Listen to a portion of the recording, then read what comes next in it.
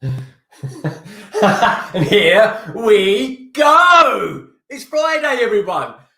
And it's so sunny. Honestly, I'm not kidding you, right? It's we got some folks coming in the green room. I've got a surprise guest as well. Funny, I've got a surprise guest I didn't even know up to about 20 minutes ago was even going to be here today, which is nice. But you know, it's so hot today. Look, if I open this, I will literally be doused in the sun. So let's close that up so you can kind of see me, so I don't look too pale or anything like that. But how are you doing? It's Friday.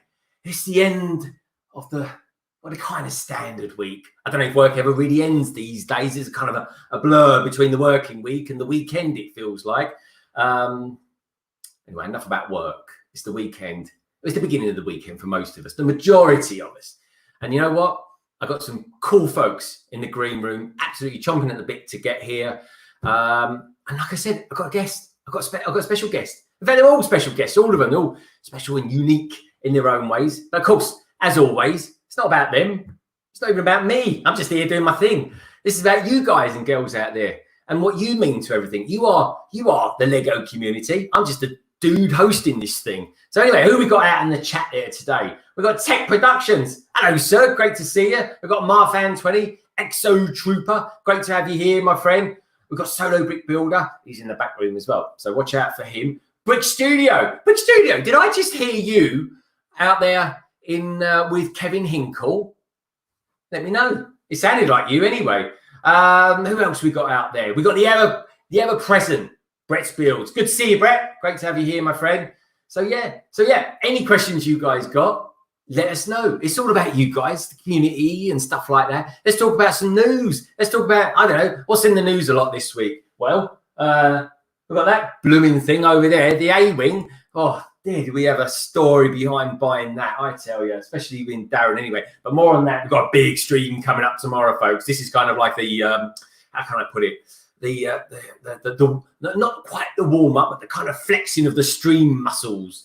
Well, we'll talk about that a little bit later. I've got the architecture house. Oh, that was a lucky find. You just had to be in the right place at the right time to get that. I've got Voltron. I'm going to be doing a Voltron stream on Sunday, if all goes well. So, yeah, and down there I've got the Boba Fett helmet. I only got that because, well, everybody seems to be buying them. Everyone's going stir crazy and buying all these helmets at the moment, which is great. Who else we got out there at the moment? We've got Sarah Starbrick. Sarah, good to see you. She's going to be in the stream tomorrow, folks. And we've got Bricks in Lithuania, aka Bill. Great to have you here, my friend. As always, everybody is absolutely welcome. Throw loads of questions, get stuff off your chest. You know the deal, folks. You know the deal. Let's get that conversation going. Robin Hull, great to see you, my friend. I was loving that stuff that you was putting on Instagram all this week, especially that Fabuland, what's it called? The Korean Corvette, aka the Millennium Falcon. In Fabuland kind of form. It's weird, it's bizarre, but it kind of looks good. I love it. Anyway, I've got Sacred Bricks as well. Hello, Sacred Bricks. Welcome to the stream. Now, all I ever asked of anyone before I get all my friends on, right, is just do a couple of things. Just a couple of things. Actually, three things. One, if you're new here, right, and you like what you see, give us a thumbs up. And if you're watching for a few more moments and you think, yeah, actually, they seem all right, this lot. They seem pretty good folks, right? Hit that subscribe button and become a part of the LBB family. And that's the big thing. That's all these people, all you guys out there at the moment, Exo Trooper, Marfan20, Sarah Starbricks, it's all part of the LBB family. And that's the big thing. But also, while you're here, because this is a community thing, if you see someone in the chat that you like, say like Brick Allen, for example, Solo Brick Builder, or even Sacred Bricks himself, if you like him, check out his channel and subscribe to him. Everyone, go subscription mad. That's what it's all about, this stream, folks. It's all about just piercing that community, right? And everyone doing their thing. Anyway, let's get a few people on that want to do their thing as well. How can I say this? Well, I tell you what, I haven't really got to introduce him. He's the man that's recently built a couple of things that I'm kind of really into. One, he's built and reviewed, if you know, the Lego Star Wars. I was going to say AT-AT then, but he's not. There's not such thing as an AT-AT helmet. He's done the TIE Fighter helmet. That's a really good review. Not bad considering he did it on his phone. Ladies and gentlemen, girls and boys, I give you Cut the Craggle. Hello, mate. Good evening, Internet. It's great to have you here, my friend. How are you doing? Oh, it's great to be here. Yeah, I'm pretty good. Just a beautiful day today.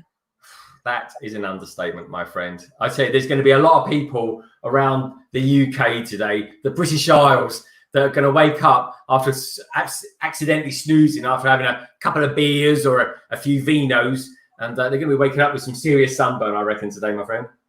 Oh, yeah, you're not wrong there. Anyway, it's great to have you here. I'm looking forward to hearing about the stuff you've been doing on your channel recently, cool. Especially around a certain resistance. I'll show you it. Resistance A-wing. Because I've got to say, it's pretty good. I quite like it. There you go. Oh, I see you. I put the stickers on for you. I've actually, I put them on myself, my friend. I put them on myself. I just didn't do it live. Oh, by the way, I did notice when you was putting the front stickers on, there was now that I'm getting very, very into the editing of movies, there was a slight little edit there when you was doing your stickers. I caught that just about, but I take my hat off to you, my friend. I never apply stickers on camera. I never do. I just don't do it. And I'll tell you why I don't do it, because the way I do it, it's a very long, drawn-out process. Anyway, we've got loads going on in the chat out there. Sacred Bricks, you're chatting like a banshee on there, mate, which is great. He says, Sacred Bricks says, dude, I did not think this stream would be like how it was. And when I checked in, you're such an enthusiastic person. Others, our channels are unique. Oh, thank you very much, Sacred Bricks. I kind of try and be a little bit enthusiastic. I think it's good, kind of fire up everybody and stuff like that. And if you like the channel, if you like Cut the Craggles channel, please do hit that subscribe button, my friend, and give us a thumbs up. Everybody give us a thumbs up. We're going to try and go for 30 thumbs up tonight if we can. Anyway, talking of thumbs up, this is a special guest, everybody. Special in the sense that I was watching the Kevin Hinkle stream, and then I thought, Cafe Con.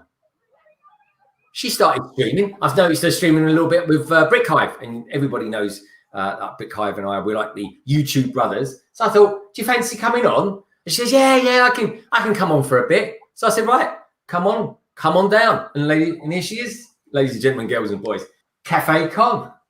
Hi, everyone. Hey, good to see you, Cafe Con. Thank you so much for joining us. This is brilliant. Yeah, thanks for having me. And just in case anyone wonders, Cafe Con is from the East Coast of America. So I don't know why, I've got like a couple of people that I've got one person from the mid America, the middle point, and then I've got a load of friends, well maybe two I think, from say the West Coast, because let's face it, when I go to bed, the West Coast are just kind of easing into their day. I've got bundles of friends from the East Coast, because I've got my brother, who's actually English as well, actually lives on the East Coast of America, Cafe Con in Boston. So yeah, so I have family in that neck of the woods, as we would say. But anyway, we've got one more person coming on. We've got some more coming on later on as well. How can I put this? This man is going to be with me practically all weekend. It's going to feel like, definitely by the end of it. We're going to be doing the A-Wing adventure starting tomorrow at 3 p.m. UK time. Everybody, I'll give you Solo Brick Builder. Hey, Darren. Hello, everybody. I like that box behind you, my friend. Yes, and you're keeping me stopping me from building it. Yeah, we can't build it till tomorrow. I need to build it now, but I'm behaving myself. It's good to have you here. Anyway, now everybody, in case you wonder if Darren disappears for a little bit, he's got a cheeky barbecue on the go. Actually, love a barbecue. So he'll be in, he'll be out, he'll be shaking it all about. He will be. So anyway, hopefully, mate, you've done me some chicken skewers or something like that. But yeah, burgers and sausages. Oh, burgers and sausages. Oh, I tell you what, I did have to say, everybody. Just to get the word out of the way, because this is like a code word for us, like it feels like. Code word? Sausages? No, not sausages. I want to know. No, you're close though. You're close. Okay. No, what I had was about 45 minutes ago, I had myself a pizza. And it was lovely. Pizza. The food of all Can I just bring one thing up, Greg? You said that Darren's going to be with you all weekend, as if that was unusual. I thought that you two lived together. He's just in the other room over there. Having he did. Darren Yeah, without I know bread, you're there. without Darren, it's like having a Yeah. hamburger without Darren's fries. just literally down the corridor. That's why I said, grab me some chicken skewers. Yeah, I'll swing them your way in a minute, mate. Leave me alone. Yeah, here you go. Anyway, I'll whip round you lot in just a minute, just to know what you guys have been up to, what you're going to do, all that jazz. Anyway, I've got some bits and bobs that I'm going to be doing tonight. I got this come through the door earlier on. Look at that. Blocks magazine. That's pretty good. I don't know if anyone out there reads Blocks magazine, but anyway, it's a very, very pirate enhanced one this month, and looks like we've got some. We can win a Boba Fett. So we'll take a look at that later, everybody. We'll do like I don't know, maybe a little review on it, or just have a flick through a little bit later on. I've got something from BritLink as well, so we'll have a look at that. And I've got some of these bits and pieces to do as well, and build a bit of this and a bit of that. Anyway, enough of us. Let's whip over to the chat and see what's going on in there, because you guys are all going nuts in the chat, which is lovely to see. So where do we get to? Brick Studio says, I was on Kevin's stream. Nice one, Brick Studio. You are honoured. Next time I see you, I will curtsy, my friend. Sarah Starbrick says, hi, LBB. Hello, Sarah Starbricks. You are a star. Indeed. Brick Studio says, I've got dinner. I'll be back in a second. Good lad, but don't forget to chew your food. Sacred Bricks says, how are you doing? Hey, Sacred Bricks. It's just great to have you here, my friend. I've just got a message, everybody. I've got a message from YouTube just telling me that London Bridge Bricks is just about to go live. Thanks, YouTube. Where would we be without YouTube's notifications, eh? Robin Hole says, I haven't bought anything. Oh, was that anything? Let me know what you last bought, Robin, or what you bought in your shopping anyway. Hope you guys and girls out there are doing all right with all your shopping and stuff like that. Yeah, I've got something to show you later on with what Robin sent me, and I think you guys are going to love it. Oh, yeah. Yeah. Sausages, that'll be okay. Okay. No sausages. Right. But I'm going to sort out my barbecue, so I'll be right back. No Yeah, code we word. want to see how your bangers come out, mate. I'll show you my bangers. Martha Creddy says, I build, that's gone over a lot of people's heads. Don't worry about it, Craggle. I build some mocks. Hobby does too. Yeah, good stuff. Lithuania says, maybe I could join the stream later. Maybe. We've got a full stream in, but feel free. If you want to join in, you're more than welcome to. Chase Tan, what is your favourite Lego set? Road Runner, London Calling. Indeed, Road Runner. Here we are. Another London's Calling. And this is the thing. I think Brett's builds will be on later. I do like doing a Friday. I kind of do a Friday, I do a Saturday. I kind of like those days. But I was asked the other day, said, would I think about ever doing like a midweek one? And I don't know if I could do a midweek one as well, because this is all time consuming. It might look nice and relaxed around here, and it generally is. But you know what? 20 minutes ago, I was running round like a crazy man, like my backside was on fire. Anyway, it's always good fun. And the best thing is, you guys and girls are all out there watching us, which is great. So, Rogue Runner, great to have you here. I'm still getting used to your name change, my friend. PD Bricks Films says, I could join the stream. PD Bricks Films, hold your horses, my friend. I love having you here and stuff like that, but I need to see what you do on your streams. It's all about familiarization, everybody, and getting used to other people. We've got 4 people here tonight. We've got Matt Elder is going to be in the house a little bit later. So yeah, we're pretty full. But you know what? Hang around. Be part of our community, be part of the LBB family and stuff like that. We get to know each other, and then you can jump on. It's just about familiarization. That's all. That's all it is, my friend. It's nothing personal, I promise you. Okay. Sacred Bricks, I'll be interested to know what you thought this stream was going to be about. I hope you don't think I'm the average British person anyway, or I'm hopefully far from that, my friend. And I got to say, everyone who's on my stream, and I tell you what, everybody who is in the chat is not average at all. We're all cool peeps, and it's all good stuff. Oliver Thackeray Mill says, hi, guys. Hello, Oliver Thackeray Mill. Great to have you here, my friend. That's a super name. Sam Starbricks says, Liquid Bricks, this is the stream for positive energy and laughs. Boom, absolutely, 100%. So, Rise of the Brick, hey, LBB, Rise of the Brick, thank you for all your love and positivity as well this week on Instagram. I really appreciate it, my friend. It's great to have you around. Purple Panda 938. Now, there's a new person. I don't believe we've met before, my friend. Anyway, look, great to have you here. That time I put this on, really. It's Friday, and welcome to the London Calling live stream, especially to you, Purple Panda 938, and to you as well, my friends. Exo Trooper says, "Who disliked?" Do you know what, Exo Trooper? I don't know who dislikes. I think we had about 2 dislikes before this stream ever took off. So it was funny. I can honestly say today, I put this stream up earlier on, probably about, I don't know, 5 hours ago, something like that. And within a couple of minutes, I had about 2 thumbs up, which is always brilliant. So please, everybody out there, do give us a thumbs up. And about 2 thumbs down as well. I was like, what? Why are people giving me a thumbs down? I haven't done anything yet. So maybe Craggle, I don't know, because people can be a bit, how can I put it, sensitive. Maybe they didn't like the wallpaper in the back or something like that. I don't know. The design work. But anyway, Craggle. Hello. Tell me a bit about your week, and I'll get busy in the chat room. I don't know. It's been a bit of a chilled one, really.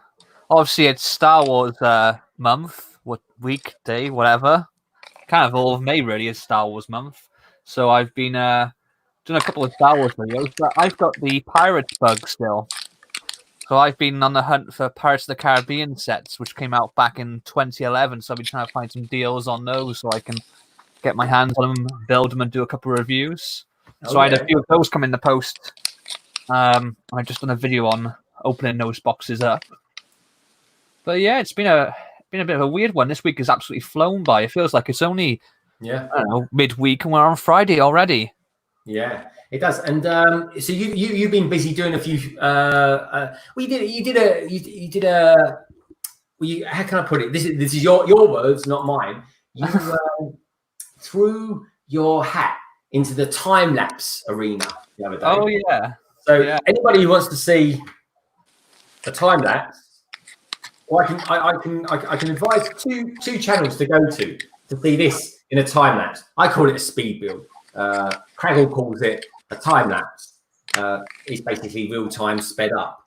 But anyway, we'll call them what we call them. You can call anything these days, I suppose, can't you? Either way, they're absolutely titled the right thing. Just people call them different things. So anyway, if you want to see one, right, you can see Craggles. If you want to see another one, you can see mine. Strangely enough, we've done both in the same week, which is a bit odd, really, isn't it? Because it's not even a new set. No, I got mine. I don't know why you picked yours up. I got mine in Asda the day before. What was it? On Sunday. So what was that? May 3rd. That was the day before Star Wars Day. So I got it. It was the last one on the shelf, and it was $17.97. Oh, right. And I've been looking at it, and I'm thinking, it's a gorgeous looking set. I love the dark green on there. So yeah, it was calling to me. So I got it, and I was going to build it. And I thought, you know what? I've got a nice setup here at my desk now that I'm quite comfortable with. Why don't I try filming myself building it, and then obviously speed that up for a time lapse or speed build, whatever you want to call it. Just see how it's like. And first of all, when I first edited it, I wasn't going to put it up on there because I wasn't quite sure if I like it. I don't really watch time lapse videos myself, so I didn't know if it was like what other people did or if it was different. But after talking to a few of my YouTube friends, they were like, just put it up and see how people respond. If they don't like it, then it's a one-off experiment. If they do, then make more. So that's what I've done so far. Well, I really enjoyed it, mate. I tell you what I particularly liked about it. I liked the what would you call it? Now that was a time lapse bit that I would call time lapse anyway, where you had all the bricks in a pile and you kind of went like that with your hands, and then all of a sudden it was all knolled. Yeah, I really like that. I thought that was a really nice touch. That is something unique. I've not seen anybody do before. So, okay. Yeah, cool. I'm watching this, folks. So I'm sitting there watching it on my iPad thinking, oh, I like that idea. That's good. Because that would actually take quite a long time to do. But you'll be amazed, everybody, how long these things do. And then, because by then, I'm messaging Craggle saying, oh, guess what? I've actually got this one. It comes out. I'd already filmed it like 2 days before. I kind of always keep a certain video, any video, would always come out on Thursday at some point anyway. So yeah, so I was kind of quite impressed. But yeah, no, I did something different on my one. I kind of used a dissolve effect, so the minifigure kind of comes in and comes out on it, which I thought was quite nice. But I thought the figures were really good. Is it Wexley? His name? Oh, Snap Wexley, yeah. Yeah, Snap Wexley, great name. Really, really good. I just thought it was a good set, to be honest. Yeah, it's a cracking set, you know, and you also get the minifigure of Lieutenant Konex, who was played by Billy Lord, Carrie Fisher's daughter, as well. Yeah. And I mean, they've used the hairpiece that is probably the most accurate for the character. But what's nice about it is that it's also a piece that's been used for Leia in the past. So, you know, it's just I just think that was quite nice that they used the same hairpiece as you know, has been used for a mother's character.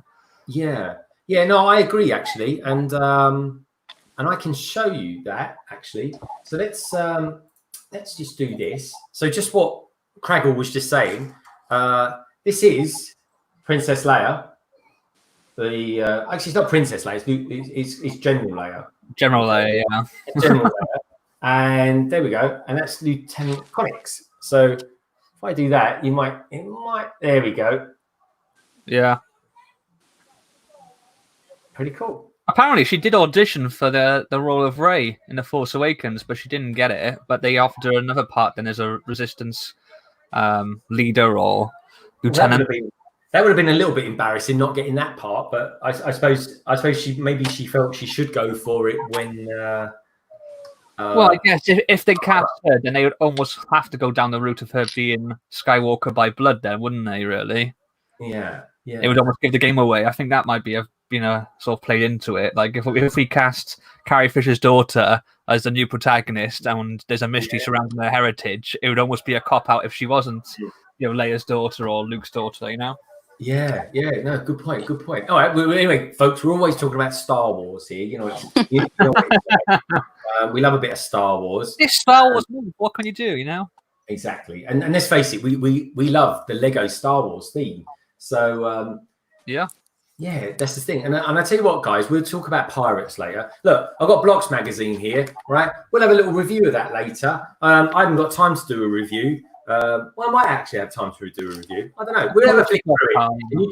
You guys can tell me what it. We'll spend a few minutes going through it from time to time. I've got a different cam, so we can have a good look at it, and we can look at anything specific. I'll see if there's any sort of stories that are worth looking at as well. And Blocks magazine is a really good magazine. Ooh, that's a nice bit of art there. That's good, isn't it? Nice bit of Lego art. I'm liking that. In fact, talking of art, the stream that's happening on Sunday, fingers crossed, the Voltron stream. Now that's an early stream, 10:30. I'm doing that, but I'm doing that with Doc Sampson. So that's the thumbnail for that stream was actually done by the legend that is Kevin Hinkle as well, which Bricks Studios, I should say, was in earlier on. So anyway, there only seems to be one of us building something at the moment, and I think Gala Gate is on that. We Cafe Con. Hey, Cafe Con, what's that you're building there? Is that dots? No, it's Friends. I got the series 2 little what is this? This is shopping play cube, but it looks like she's in a candy shop. And I've been meaning to build it so I could do a review, but I just haven't felt like building it, so I figured I'd do it now. Oh, I'm liking it. Do you know what? All of a sudden, last week or so, I've met a couple of YouTubers that are really, really into Lego Friends. Everybody out in the chat, do you like Lego Friends? I think Lego Friends is really good. It's really colourful. I'm not really a big fan of the figures because I love my minifigures, but I do appreciate them. But I have to say, I really do like the colours and everything in Friends. Is there any sort of particular sets that are pretty cool to go for in the current Friends ones? In the theme of the range, the 2020. That yacht is pretty cool. What's that, Craig? The big Lego Friends yacht. I don't even like Lego Friends really. I mean, I like some of the elements they introduce, but as a theme, it doesn't really interest me. But the yacht is a brilliant build. Is it? Let's have a look. Let's take a look. Rescue yacht. Yeah, the yacht. Let's see if there's a picture here, because there are a couple of sets in the instructions. Let's take a look. The instructions then. Yeah, you're on. Oh. The camera's all yours, CC. Well, there's like the party bus. Yeah. Maybe turn off the light here. The party bus. Oh wow! Look at that's huge. That's massive. And what is? Oh, there's a salon, which I guess is kind of interesting. And what else is there? Oh, it's like a. Let's get it in the camera. See if it'll focus. But it's like a food truck. That's cool. Yeah. Yeah, So- I like it. Yeah, I do like all the different colours that Lego Friends brings in. Yeah. I mean, as a whole, the theme doesn't particularly interest me. On I'm not the target demographic, Yeah. But honestly, I think people write it off, and there's a lot of cool stuff in there in the sets, and the big yacht one is one that I've been waiting for a good deal on because I want to pick that up myself. Yeah, I just did like that with some of the Lego movie sets, but because there was a particular character, is it Mayhem? Her name is. Oh yeah, Mhm. Penal Mayhem or Sweet Mayhem. Sweet Sweet Mayhem. Yeah. Have you got that figure, CC? Well, I got the Sweet Mayhem ship at Target. It was like 50% off. Oh, But I haven't built it yet. 50. I wish we had a Target over here in the UK. Bonjour, monsieur. The French clone is in the house, everybody. Hope you've had a top week, the French clone. French clone, what did you think? Actually, I don't know. Is it too early to talk about the end of the Clone Wars? Yes. Yeah. Is it? Oh, that means Craig hasn't watched. I've just started season 4. No spoilers. God, you're miles behind. The last 4 episodes, everybody, you can actually watch that by itself. It's kind of like a No, stop. people that don't will just say, I'm a I know complete... Darren's doing his barbecue, but that doesn't mean you got to take up his mantle as a walking spoiler. No, I won't be doing that. All I would say, folks, is it's very good, and I'll leave it at that. The French clone is up. What have we got? Tech Production says, you built the Black Pearl yet, Craggle? Oh, Tech Production. No, not yet. No, I'm thinking I might actually do a live stream building the Black Pearl, actually. Oh. I've appeared in live streams like this one and on other channels, but I've never done a live stream on my own channel. So I'm thinking that I might actually do that as a might be a fun event, maybe. Will that be a take the face leap. reveal as well? Sorry? Will that be a reveal of you as well? No, just my hand. Just the When's hand. the face reveal, Craggle? I don't know. I don't really feel the need to reveal my face, to be honest with you. And I got a lovely picture of my majestic beard there for you all. But if I did, it would probably be like a big event, a big milestone, maybe. But I don't know. I don't really get the fascination with face reveals. Just like, It's because people want to. I think you just look at it'd be a big build up, and then you see my face and go, average guy. Okay, there's nothing special about my face. I'm sure my fiance would agree. It's because you have an illustrative avatar, and that's the thing. So there's a little mystery there, and I think the charm of the mystery is excellent. So yeah. Do you remember that one time where I accidentally almost revealed? I think it was on one of your streams. I was using my phone. I flipped it to the front camera and almost revealed my face. And what happens? It kicked me off the stream. So my face almost broke the internet. It was so close. It was so close. Yeah, It was so close. Here we go. Someone says, I'm sure I'll be looking at Sarah. I hope you and Mike are both okay. I'm sick of talking about it. Mahan, what are you sick of talking about? What a problem to have, Mahan. Time-lapse Welsh. Simon Ross. It was so fun building Harry Potter's Great Hall and hanging out with you. Oh, okay. Sarah, have you done another live stream? Because I know you mentioned last week. Yes, last week that he was going to do some Harry Potter live streams as well, which would be kind of brilliant. And I know you're a massive HP fan. Mahan says, let's just say I'm a bit annoyed over something. Oh, okay, fine. All right, we'll leave you guys to sort that one out amongst yourselves. XO Trooper says, was in the stream named after the Clash's song London Calling. Yes, 100%. You're absolutely spot on, XO Trooper. So every now and again on Instagram, I'll put the London Calling theme tune on it. But you might have seen earlier on's one today. I did a special one for Craggle because I knew he was going to be on it. Yay! Did you? Love Tom Jones? Yeah, it's one of my favourite songs. That is as well from Talking Heads. So, well, that's not unusual. Yeah. Hey! I like it. My friend Tony says, "Yeah, get in my hand, or maybe Lego Instagram. Go DM me about it." Okay, cool. Yeah, you guys sort it out privately. It's all cool. Everyone's sweet. Mr. Starbrick says, "Just kidding. Sarah's Animal Crossing Island is really cool." Oh, yeah, everyone's doing Animal Crossing at the moment. I no idea what it's about, but I'm sure Sarah will like me. And just so everybody knows as well, I think next week, and it's next Saturday at 5 o'clock. Because that's the Saturday slot I always use. And Craig, you're more than welcome to come along to it as well. But we're going to have an Ninjago themed stream, and myself, Titanium J52, and Sarah Starbricks is going to be there. So I'll tell you who else is going to be there as well. Darren. Now Darren, aka Solo Brick Builder, you're probably thinking he doesn't do Ninjago. He just does Star Wars. Well, lots of Star Wars actually. So that's it. Him doing Star Wars. Darren goes wherever you go, Greg. He does. He does. He's the Sam to your Frodo. Hold that thought.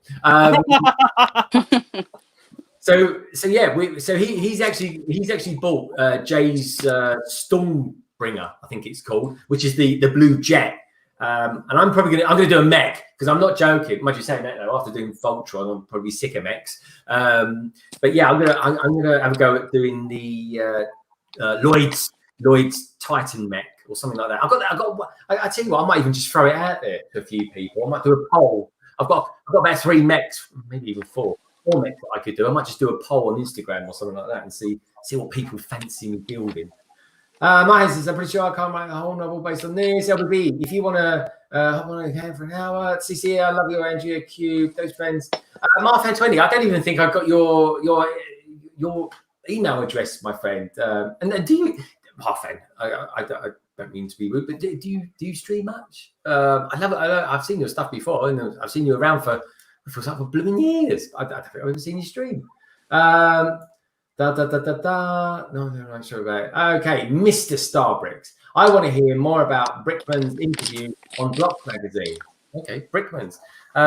Exclusive building with Egan Malcolm. Okay, that's some good stuff on it. Look at that. How about that for some? Look at that. I don't know if that's a city or that's some serious close up or some. Oh, I don't know. I like this. This guy looks cool. Look at this bloke. He looks like. Do you remember that film? Leon. Yeah. Well, this guy's wearing the similar glasses. There you go. Look at that. How cool is that? I'm liking that. That's like a real size head. Oh, yeah, that'd be good, wouldn't it? This guy says, did you also manage to pick up the dinosaurs and creativity from the Lego house? Was that a question for me? Yeah. Yes, I did. Straight see, in. I know it's irrational, but I'm a little bit annoyed that they did that. Why is that? I just feel like not so much the Lego house architecture sets. I kind of get that, that could be available elsewhere. But the tree of creativity and the dinosaurs, I feel like should be a memento of when you went to Lego house. It shouldn't be just a set that you buy. I don't know. It's just how I feel personally. It doesn't really make a lot of sense, but for me, like when I got those sets and when I built them and they're on my shelf, they're a reminder of my time at Lego house, which obviously is even more important to me because it's when I proposed to my fiance. But I just, I don't get why people would want to buy them if you haven't been there and seen the actual things. The Lego house architecture sets, I kind of get because just like anything else, like New York, Statue of Liberty, or the San Francisco skyline. But yeah, the other two, it doesn't sit well with me. Well, I think you raise a good point because I completely agree. Now the thing is, right? When did I get architecture? Now architecture, I got a message from. I use this app. Everybody, now, if you're based in the UK or wherever you're based, anyway, you probably have a similar thing. But Hot UK Deals. The Hot UK Deals came out. Boom. And said, "Oh, you can buy the Lego architecture house." And I was like. I thought to myself, when you just think, I didn't think you could buy that. I thought that was just a Denmark thing that when you go to Finland, you see it. Yeah. So I thought, well, I'm not going to mess around. I'm going to buy it. So I got myself that, and then of course, then it all became a bit of a big build up, getting the dinosaur one and the what's the tree called? It's got a particular name, hasn't it? Tree of Creativity, yeah. The Tree of Creativity. It sounds very Disney, doesn't it? So anyway, so there's a big build up. They said it's going to come out. No one in America is going to be able to purchase. I think that is out of order. But there's rules around piece count and all this kind of stuff that you have to have on the box. That's it. I think someone could actually apply a sticker to that, and that would be cool. Apparently, it's not the box as such. It's actually the instructions inside don't fit certain regulations that America have for their instructions. Well, online instructions. I think they've now published them online, haven't they? Yeah, but in order to sell the set, you have to have like the instructions meet a certain specification, and whatever it is in America, it doesn't meet that. Well, I've got to be honest, Craig. Right? I think most AFOLs in America would say, "I don't care. I just want the set." You know what I'm saying? Exactly. Yeah, they would, but that's the reason why. From a legal point of view, it's not worth Lego breaking the law, is it? No. Absolutely, no, I do get that. If they're going to get, if they're going to get, I don't know, sanctioned for it or whatever, then it's not worth it. But it is. But because of that, and Cafe Con, I'd be absolutely 100% interested to know what you think about this. I think because they can't do it because of all the faffle and the piffle of trying to sell it in America or anywhere else, come to think of it, except for the UK and the rest of Europe. I think that's it. Don't sell it at all then, because all you're doing is opening yourself up to criticism. Yeah. And, I don't get the appeal of having the set if you haven't been there, to be honest with you. It's like almost like, it's like, again, I don't know, I've been to the New York Statue of Liberty t-shirt when you haven't actually been there or something, It just, or getting a gig t-shirt, from a festival, if you haven't actually been to that festival, I don't really understand it. Oh, yeah. Well, I think you just called out all those people with Coachella shirts that have never been. Yeah. I mean, I get, a lot of people, what was it? I think, who was it told me that said that a lot of people have had their trips there this year cancelled. And, they're now able to buy the sets at least. And I thought, well, yeah, that's all right. But what would be good is if you had like a ticket to go to Lego House, and obviously it's been cancelled because of the coronavirus. What Lego could have done is sent out like an email with a one-time use code that allows you then to buy the set and say, "Oh, sorry, your trip got cancelled. Hopefully, we can see you again." In the meantime, if you wanted to, you could buy this set to sort of build up your anticipation as as a little sort of tide you over until you're able to come again. I think that would have been a little sweeter. Yeah, I think that would have been a better and a fairer way of handling it, really. Because I guarantee the vast majority of the ones sold before they all got sold out were by resellers and scalpers, Yeah, I believe. Collect the bricks. You've just completely got me there. Because the thing is, right, if there's one skill I have in this world, this one skill I have, and this is the only skill I really have, is that I can touch type. So I could be watching other people and typing an answer at the same time. Just in case anyone ever wondered if there was two people actually in here and little person underneath here typing away. There isn't. It's just me, myself, and I. But yeah, no, you completely sussed me out then, my friend. Good spot. But no, I agree. It's going to be a contentious subject. I guess they might have some, how can I put it, some kit to shift. But at the end of the day, offer it to the people that you've just cancelled their trip. Right. Yeah, I agree. I'm with you on that. That is a nice sweet spot that you've got there. But so anyway, Cafe Con. What have you built so far? Because I'm new to Friends, so I need you to culture me in the wibbly wobbly world of Lego Friends. Okay. Well, it seems like my first day of coaching because this is my first friend set. Oh, really? Yeah. Because I knew about the mystery animals, but I heard that they were only mystery colors, and now I see that because in the instructions, one of these, it shows like how each set has certain animals. Here it is. Okay. So this one I'm building now. I just opened. What's her name? Mia's play cube. She has owls. So in each one, hopefully you get a different color owl. And now I have the yellow one. Oh, liking that. That's like something like Harry Potter. Yeah, so I think these are pretty cool. I wish I could get them like individually, so I can have like an owlery or what's a bunch of owls called? I don't know, a flock of owls. Flock. Yeah. I learned something the other day. A flock of crows. Do you know what a flock of crows are called? A murder. Yeah. Yeah, murder. Yeah, murder of crows. Anyway, a flock of crows Adds to their menacing type Yeah, of have you ever feel. played Bioshock Infinite? Yeah, Bioshock game. The game's what software company? Yeah, the Bioshock Infinite video game. In that, you get this power where you're able to shoot out like these attacking crows from your hand, and it's called Murder of Crows. It's like like the birds, the film The Birds. Remember that? Stanley Maudsley says, "Hi, London Bridge Breaks." Stanley Maudsley, welcome to the stream, my friend. It's great to have you here. Are you new here? I normally recognise or remember a Stanley before, but no, mate. Great to have you here. If you're new, hit that subscribe button if you like it here. If you don't, no. But anyway, it'd be great to have you here, my friend, as part of the LBB family. And check out everybody else's as well. We've got Cafe Con in the panel. We've got Cut the Craggle in the panel. Now, there is a certain solo brick builder who's probably listening as we speak. He was here, but he's currently eating a barbecue at the moment. So cheesy food. He's munching down on some sausages. He is. Yeah. 9 o'clock yet? Is it 9 o'clock yet? But yeah, he's just make sure you chew your food, Darren. That's all I'll say to that. There's nothing worse than having someone on your panel that won't stop belching. You got to be particularly skillful with that mute button if you are. Breastbuild says, "Hi, Imperial Officer 07. Imperial Officer 07. Good to see you. Lovely to have you here. You've come quite a regular now. This is brilliant. Really love having you here." Mine says, "Comment on the comment I just wrote." Hi, Simon Morris says, "Hi, Brett Build."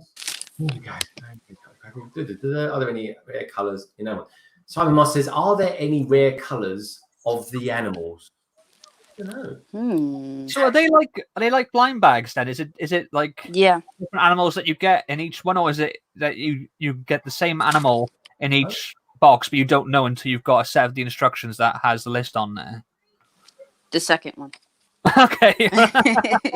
Yeah, so I didn't know which animals came in which set because it doesn't indicate anywhere on the box which animals you get, because all of the animals are on the side of the box. But then when you get the instructions, you're like, okay, in this one I get bears. So if I really want a purple one, now I have to spend another $10 and hunt down another So one. once you've got a set of the instructions, you can then see what's in each of the other boxes then, is that right? Yeah. Okay. Yeah, so there's some turtles in one, poodles, owls, bears, and llamas or alpacas. Nice. Yep. And they stacked, don't they, those boxes? You can make it like a tower or different structures with them. Oh, yeah, they do. I mean, they look quite good for stacking stuff, like putting... Yeah, just for Lego storage box stuff, you know? Or displays. Yeah. You can do like a display with those. They do stack. I don't know if you guys have seen, but in the one of the new Hidden Side sets that's been revealed, the prison, they've actually used the back of the Ninjago arcade pod as the prison door. I thought was really interesting. They've used that as an actual Lego element, you know, because it's basically the equivalent of using like half of a battle pod. But yeah, they've actually used that now in a Lego set. So I was wondering if they might end up using these in a Lego set in the future. Who knows? Yeah, I mean, I love spotting stuff that's used in different places. You know, it's a bit like, you know, you get to find sausages that are made for iron railings and stuff like that. I love things like that. I always think that's pretty damn cool, if you ask me. Yeah.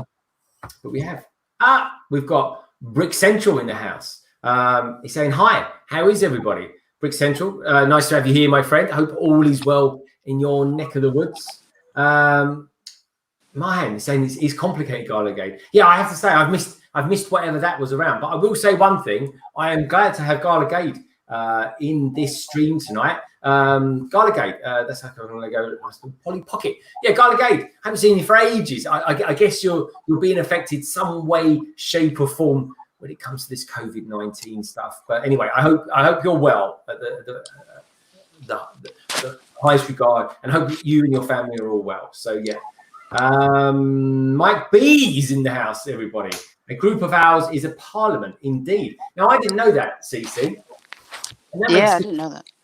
It makes good sense because we have a parliament here in London, in Westminster, and it's all our MPs. So you have something called a Senate, it's called a parliament. So I think that's pretty cool. I've actually been to the Parliament building. Ah, I see. Have you? Yeah. Oh, so when did you come to London then? Oh goodness, 2007 or 8, maybe. I was in a school trip. I see.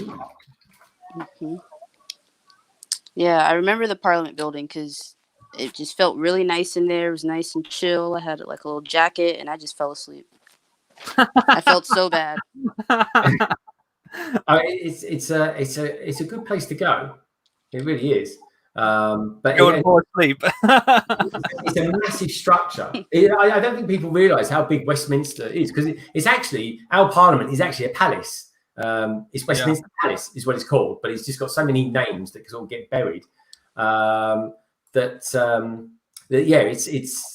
one of those strange things, but it's a beautiful building. The architecture is fantastic, and they're renovating it at the moment. So at the moment, it's just all tarpaulin all around it. But yeah, no, that's pretty cool. Marfan20 says, London Bridge Bricks, where do you want me to send my email address? Marfan, just for this stream, we won't have you on the panel, but going forward, we definitely will. So we'll have a little chat amongst ourselves soon, and we'll get you onto a stream, my friend. It'd be great to have you on, but I just need to ask you a few questions and stuff like that, really, because I don't really know you. So please do bear that in mind. Don't take it personal. And yeah, we'll have a chat in due course. But yeah, drop me a message on Instagram, and we'll take it from there, my friend. The guy again says, I'm well, thank you. Just been so busy with son and hubby working from home, so I'm just tired out. Well, I hope they're treating you all right, Garligate. And yeah, you like so many people as well are kind of affected by all this stuff that's going on in the world at the moment. I mean, it's still going on now, and I don't think anything's going to change too soon. I think things are going to relax a little bit, but I've certainly been back working in London for the last 2 weeks, and I've got to say, it's busy for me work-wise. I'm not doing anything essential as well. I'm not an essential worker. I mean, far from it, really. Oh, come on now. Tower Bridge is essential. What is essential? Tower Bridge? That's where you work, isn't it? Tower Bridge Brick? I work on London Bridge, Craggle. Okay. See, we won't talk about Welsh education. Don't go there, Craggle. You know I'm only winding you up. I just love the fact that if you Google image London Bridge, it brings up Tower Bridge. This is true. Anyone wants to Google London Bridge, you'll see Tower Bridge. It's not London Bridge. I mean, it's as well. People look for Westminster Bridge and they think it's London Bridge, but it's not. I just saw a really good comment there. Oh, Brick Central asks the A team question. He says, when is the big A wing stream? Well, this bad boy here, and Darren has got one as well, but he's popped off to have a barbecue. I just hope he has not burnt down his flat. Yeah. Sorry, to cut a long story short, it's tomorrow. So I might as well crack through this while we're here, if you don't mind, Craggle. And then you can do your thing as well. We'll have a good old chat. So yeah, tomorrow, folks. Tomorrow, there's a couple of big things happening. One, my YouTube channel is 1 year old, which is quite cool. 2, Brick Hive, aka Brandon from Brick Hive. His channel is also 1 year old. Now, both of us have recently purchased the A-Wing, which you see over here. And we thought, why don't we get together and share a long stream So what we're going to do, him and I, Sarah Starbrick, she's going to be there. Who else is going to be there? Darren's going to be there, Solo Brick Builder. Matt Elder, aka Family Bricks, is going to be there. And Brixo Bricks, he's going to be there. Brixo Studios, I should say, he's going to be there. Not Brixo Bricks. Everyone's either studios or Bricks or Productions. Pardon me if I ever get your name wrong, please do. So that kicks off on my channel tomorrow, 3 p.m. till 6 p.m. or roughly 6 p.m. anyway. Then we're gonna have a relaxing. We're gonna have an hour where we can relax a little bit, kind of gather our thoughts, and then we're gonna pop back over and we'll reconvene at 7 p.m. UK time or 2 p.m. EST USA time in America. And we'll reconvene on Brick Hive's channel. So that's tomorrow, folks. That's the big one tomorrow. So look forward to seeing you there. If you want to be there, it'd be great to see you there. And like I always say, folks, if you're new to the channel and you want to see that stream tomorrow, please do hit that subscribe button. And if you fancy it, tap the notification bell, and then you know when all my new content comes out. Really, so it's good for you to know. But yeah, if at the very least you could do is check out other people who's out there, and yeah, if you don't mind, just give us a thumbs up. It doesn't cost you anything, and you know what? It really does mean a lot. Talking to someone who means a lot to me, especially, is Mr. Hinkle Draws. Mr. Hinkle Draws is in the house, everybody. Kevin, I caught the very beginning of your stream earlier on. I think you might be running a little bit late or anything like that. But anyway, great stream as ever. I like the theme green. I really like the theme green. I just didn't get time to kind of get involved with the stream as well, my friend. But I thought it was a good idea. And also, have I dropped you an email recently? Yes, I have dropped you an email recently. Yeah, I've got an idea, Mr. Hinkle Draws. Oh, that was it. Yeah, if you I'll drop you an email. Anyway, it's something about your stream, and anyway, I'll send that to you. But anyway, if anyone loves a good bit of art, or if anyone loves a good chit chat, a good stream, check out Mr. Hinkle Draws. He's on every Friday. He finishes about 3. Well, he finishes at 6:30 roughly UK time, so he must start off EST time around 10 o'clock in the morning. So do check him out, folks. Very good streamer. Love his stuff. Who else we got? We got a couple of others. Who's here? We have Volcanic Bricks. Third time watching your live stream, LBB. Enjoying the content. Volcanic Bricks. Tell us a little bit about yourself, my friend. Where are you from? Are you UK? Are you European? Are you from America? It's normally one of those three. So yeah, how about you, Craggle and Cafe Con? And please, everybody who's watching this, please do check out Cut the Craggle's channel. He's quite new in the world of YouTubing. I think you're up to about 10 subscribers at the moment, Craggle. Is that right? 10 subscribers? Yeah, give or take. Yeah. 10,000. Actually, it's more than 10,000. It's more like 20,000 to be honest. So yeah. No, not quite. We'll be there. I think that could be the special surprise at 20,000. But anyway, check his content out and do check out Cafe Con's stuff, folks. Because I tell you what, she is hit the ground running and she knows a good thing. I know a good thing when I see it, but her reviews are absolutely mustard, as they say here in England. Thank you. I love them. I love them to bits. Oh, I feel like I'm going to sneeze. That'll be the hay fever kicking in. Apologies if I do sneeze, everybody. It's got nothing to do with COVID-19. It's just merely hay fever, I promise you. And you can't catch, as far as I'm aware, we can't catch COVID-19 via streams. Because that would be crazy. Oh, not. Yeah. That would be an odd mutation if ever there was one, wouldn't it? Yeah. Anyway, I jest not. Anyway, tell us about this pirate thing then. You're kind of getting into this groove of doing pirate stuff. Yeah, I mean, I always enjoyed the Pirates of the Caribbean movies as well, apart from the latest one. That one wasn't so good. But there was one set that I really wanted because the pirate sort of sets came out just before I came out of my Lego Dark Age, so I kind of missed out on the whole theme. And a while back, I did a top 10 Lego regrets of like sets that I missed out on that were retired or a bit more expensive now. One of them was the Lego Pirates of the Caribbean Isla de Muerta set. And I actually managed then sort of end of last year to get quite a good deal on the set and get it sealed, new in the box. And I've been meaning to get round to sort of building it and reviewing it. And recently, obviously, Legos this year is having a bit of a sort of, I don't know if it's revival is the right word, but they've had a lot of sort of pirate stuff come out with the Pirates of Barracuda Bay and the new creator ship that's coming out later in the summer. And I thought, it's a good time now to get that set that I've been meaning to build and sort of, build it and pop a review up. And I had so much fun doing it that I decided I want to get another one. And after I had the second one, which was the Aqua Davida Fountain of Youth one, I thought I want to get a few more. So I've been going through the pages of eBay, trying to snag as many of the old sets as I can and do basically like a series of videos on the old Pirates of the Caribbean sets then, really. Okay, that sounds good, because it's a bit of a funny thing at the moment, isn't it? It's like we've got this pirate theme. But we've got a pirate theme.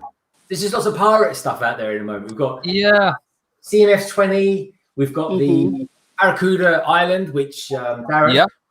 And Darren, if you can hear us, will you quickly finish off your barbecue, please, mate? Well, I've got this Creator 3-in-1, which looks amazing.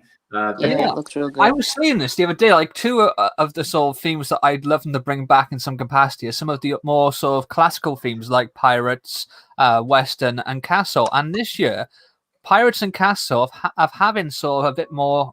I don't think the right word is revival, but like you said, the Pirates, you've got the pirate figure in the CMF, you've got the Pirates of Barracuda Bay, and we've got the pirate ship coming in the creator line. And then with Castle, we've got, I think Ninjago, the next wave now, is going to have like a knight, sword, and shield type theme to it. We've also got a Castle coming in the Lego Hidden Side, and the bad guys, or the henchmen of the head bad guy, are sort of basically ghosts in sort of knight armor. So again, it's almost like those two themes, and they're not quite bringing them back, but they're sort of putting splashes of them in the existing themes they have out at the moment. I see. That's interesting. That is interesting. Yeah. It's kind of cool. So, how about you, Cafe Con? Come on, tell us a little bit about you. What kind of thing are you into at the moment? What's your theme? I get a feeling that you like a little bit of Star Wars. Yeah, I do like Star Wars. The builds look really, really cool. Because I like large builds, and the ships look really nice. But it's hard for me to justify spending, a certain amount for, I guess on sets based on movies that I'm not really that into. But yeah, other stuff I'm interested in. I guess just a little bit of everything. I had such a long dark age that I'm just trying to figure out what's all out there and all the stuff that I missed. I just picked up some, Teenage Mutant Ninja Turtles and SpongeBob. Nice. Yeah, I got the Krusty Krab. I think it's coming still. And now today I was actually looking at custom minifigures, so I think that's something else I want to start collecting. Cool. What sort of customs are you looking at? X-Men. X-Men are my favorite. So one of the first sets I bought coming out of my dark age was the X-Men versus Sentinel set. Oh, okay, yeah. Because it's one of the only two that they have based on X-Men. Yeah, I think that the problem with that was X-Men, the sort of movie rights were owned by Fox. And I know that when Disney bought over Marvel, they kind of cut down the number of X-Men comics they were doing because they saw like basically the comics as being advertising for their movies, and they didn't really want to advertise, so basically got like a rival brand really at that point. But now the Disney own Fox, I wonder if we will start seeing X-Men come back in Lego, because with the Lego Marvel sets, they're directly tied to Disney. So I think that's again is probably a reason why we didn't see many X-Men sets when they took over. Yeah. Hopefully we get some more now that they are in Disney, and with the Eternal sets coming. Yeah. It seems like the right time. I don't think we'll ever see another Deadpool minifigure officially. But... Yeah, it's a bit weird because like Deadpool, they used to have in they had in the X-Men set, and they also did the Comic-Con exclusive. And I remember in the Lego Marvel video game, the first one, he was kind of like sort of an Easter egg that was in every level, and he was also the narrator. And he was done as much more sort of playful, sort of like, breaking the fourth wall, cheeky kind of person. But I think after the film, they want to kind of shy away from that almost because of it being sort of not age appropriate to their core audience now. Right. Which is sad, but there's plenty of more X-Men, I think, out there that. Yeah, it is sad because they've done other characters and done like a Lego spin on them to make them more appropriate, for kids. So I don't see why they couldn't just have Deadpool back as how Lego had done him in the past, and that'd be the Lego Deadpool separate from the live action films with Ryan Reynolds. True. Yeah, and then they did do the remake of Deadpool 2 with PG-13. Yeah, they did. Yeah, was it A Very Deadpool Christmas or something like that? Was it called? Yeah, which was so good. With what's his name? It was like a spoof of The Princess Bride, wasn't it? With and they had the original actor, Fred. Fred Savage. That's his name. Yeah, wasn't he also the kid in he was in another 80s film. I forgot now. I've drawn a blank. I was going to say Big, but it's not Big. Monsters? No, I've completely forgotten. It'll come back to me. I'll just Google it. You carry on talking whilst I Google. Yeah, his brother Ben Savage was Corey from Boy Meets World. Oh, okay. And they were both in that movie Monsters. Yeah, it was an 80 movie where they went underneath the bed and there's this whole other world of like the monsters under the bed. Oh, okay. Galagade, for everybody. Galagade, thank you for popping in. It's great to see you. Great to hear Bye, you. Galagade. Everybody, do check out Galagade's channel. She's doesn't do a lot of content. She does do some great. Well, she's done about 2 videos. She's got. Put it this way: for every video she brings out, she gets about 100 subscribers, which is blooming amazing in my books. But Galagade, if you can still hear me, I'm going to be doing a Ninjago theme stream next Saturday. Let me know if you might be interested in that, because I know you love your Ninjago, and it was you. It was your fault, Galagade, for getting me into this Ninjago blue nightmare. There's so much Ninjago stuff out there, folks. Honestly, it's crazy. Whew, but I do love it though. Anyway, we've got wow. That is a name and a half. Balopoly, but no, it's not a Balopoly. It's Balopopoi.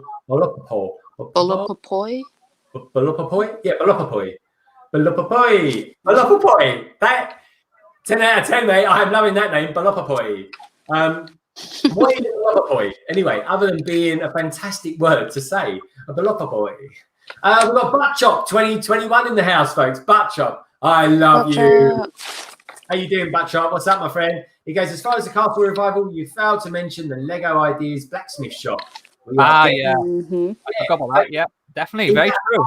And it is medieval. 100% it's medieval, and you would definitely get those inside a castle. We do in castles in England, anyway. But yeah, I think there was one done before as part of the castle theme, or was it Knight's theme? But it was kind of like in that. So again, yeah, it's another, like with Pirates, it's another example of kind of having that splash of castle across the year, but not sort of bringing the theme back properly, really.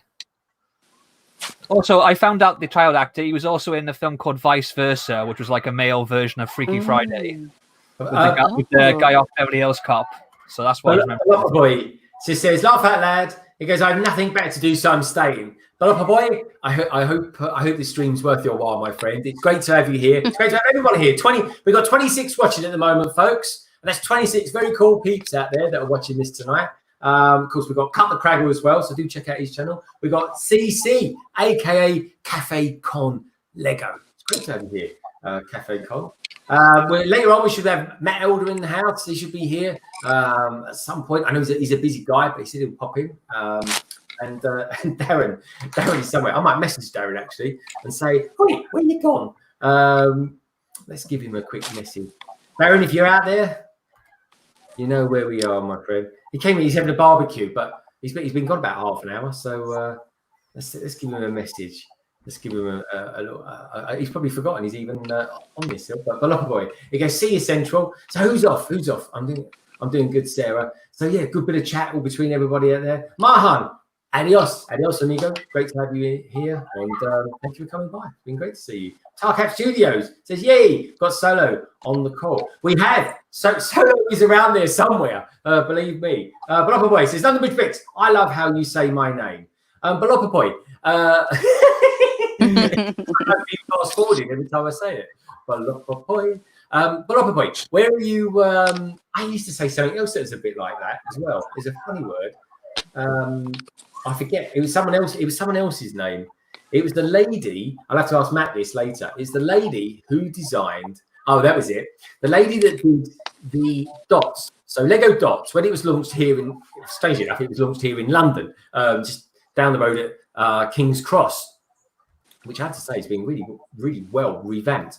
Anyway, so her name was Camilla Waharlan. Walala. That's it. Walala. That's it. Camilla Walala. So do check her out on Instagram, folks. She does all these kind of geometric images and artwork and stuff like that. But she does it in structure form as well. So it's kind of like breathtaking to see. It works. It's a perfect marriage. It's a perfect marriage for her artistic skills and Lego. It's a beautiful combination. But yeah, her surname is Malala. But Baloppa Boy, it's kind of like it's like champagne on the tongue when you're saying it. So yeah, where are you from, Baloppa Boy? Are you America, Europe, England, even potentially? So who knows? But anyway, it's great to have you here. Tarcap Studios. Yeah, I think he's probably eaten the whole of his barbecue. Embrix, hey, how you doing, my friends? Great to have you here. Buttchop says the Hidden Side Castle is a must-buy this summer. Yeah, definitely. Agreed. It's a cracking set. Have they come out with official pictures of it yet? Well, Lucky Bridge Bricks, if you were subscribed to my channel, you'd know that I've done a video on them. Oh, well, I think you've only just come out with that video, though, have you not? No, that was done the start of the week. Oh, right, okay. I was a bit busy at the start of the week, my friend. It was nothing else existed in my life before Star Wars. Because if I recall, Monday was May the 4th. And did you all have a good May the 4th out there, folks? Did any of you crazy folks go out and buy the A-Wing as well on the 1st? Because that was quite fun, wasn't it? Oh, that was a blast that was on the stream. And everyone dangling that carrot in front of us all evening as well. Yeah. There was some good winding up going on that stream, but yeah, no, it was good fun, folks, and it was everybody who was there, and there was loads there. I mean, we was going to stream. We was going to stream till say 1:45. Oh, anyway, that was after streaming for nearly 4 hours. We kicked off at half 8. So half 8, half 9, half 10, half 11, and we thought, well, we do 3 hours. We do 3 hours. That'd be enough. Well, anyway, we were still streaming at 1:30 in the morning. It was like a mega stream. It wasn't meant to be as well. Well, both my legs fell asleep anyway. I could barely get up out of my chair afterwards. But it was good fun. And you guys and girls out there, and there was loads of you out there still. You made that a great stream, I tell you. That was that's one of my favorite streams so far. It was a blast. And this is going to be another, I'm sure. So yeah, we've got Baloppa Boy. He says, no problem. Baloppa Boy says, kind of Craigle, I love the way you make your videos, I should say. Oh, you've got a fan out there. Thank you. You've got loads of fans. I can call you Bolo if you want. Oh, you can call me Bolo if you want. No, I want to call you Baloppa Boy because Baloppa Boy is a bit of a skill to be able to say that, but I might call you Bolo occasionally. I might call you a Bolo occasionally. You might be saying it wrong. You might be thinking that you're skilled and actually you're crucifying it. It could be, yeah. For all I know, he could be like French, and I could be completely pronouncing the nouns completely wrong. So, well, you know, it could be a she. It could be a she. Who knows? Who knows what's behind all these screens? It's a crazy life. But anyway, I'll tell you what, I wish YouTube hadn't got rid of the ability to click on someone's channel from their name in the channel. I know. If there's someone from YouTube watching now, can you please explain to me why you did that? Because I enjoyed being able to just see someone new come into the stream, like Baloppa Boy or Bolo, aka Baloppa. And I'd be thinking, right, I'm going to go and take a look at his channel now, see what he's all about. I can't do that at the moment. I've got to literally do a search for him. But any ideas, CC, why they did that, or Cut the Craggle? Any ideas? I have no idea. I know it causes a lot of problems now because unless someone's verified or already been made a mod, it's hard to verify if someone is a genuine one, because there's a lot of fake accounts at the moment being causing trouble in streams and stuff. Yeah. And like before, you could sort of look on their channel and see, okay, that's not them or that is them. You can't do that now. So that's caused that trouble. But like you said, I also miss being able to sort of say, oh, actually, I'm quite enjoying talking to this person. Let's check out what they do and seeing their content. Now you've got, faff about sort of going on to a different tab and typing their name in. And even then, sometimes the search engine for channels isn't as good as it is for videos. So it's a bit hit and miss, Right. I heard it was because, people were asking for subs, and then it was taking people to other channels, and so maybe they use it to stop the self-promotion, but like you're saying, it's just causing chaos. It kind of feels like, basically killing a fly with a bazooka doing that, though, doesn't it, really? Mm-hmm. The collateral damage far outweighs the actual target. Yeah, that's true. That's true. It can do. But, I get what you mean. Buttshot 2021. Yeah, if you come back from the post office, and don't forget to practice your social distancing, my friend. If you want to join, let me know. Just let us know in the chat. We should be streaming for a little while. God, I don't even know how long we'll be streaming for. Hour and 10 minutes. My God, where did that go? I haven't even touched what I'm doing here. If we're still streaming, there's nothing new there, is it, Craig? Well, but if we're still streaming, mate, by all means, pop on in. Be good to have you here. I doubt this will be as long as I don't know how long we go for. I never have a plan, folks. I never think to myself, oh yeah, I'm going to stream for 2, 3, 4 hours tonight or anything like that. I kind of just go with it, to be honest. And if you guys when you do have a plan, you don't stick to it. Well, I have a rough idea. I put it this way: I actually my plans, what I'm doing for the day, folks. My evening is just about being here, talking to a whole bunch of cool dudes out there in Chatland and on the panel here, and seeing when what's going on in the world of Lego, and all the news and all that kind of stuff. I just sent you a message in the private chat, by the way. Oh, good stuff. Sorry, I did. Let's take a look. He was in the chat.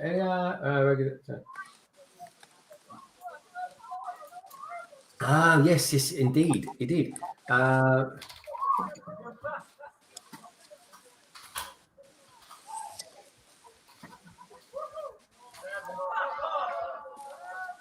In case anyone's wondering what all that noise is that's going on there in the background, here in England, we're celebrating VE Day,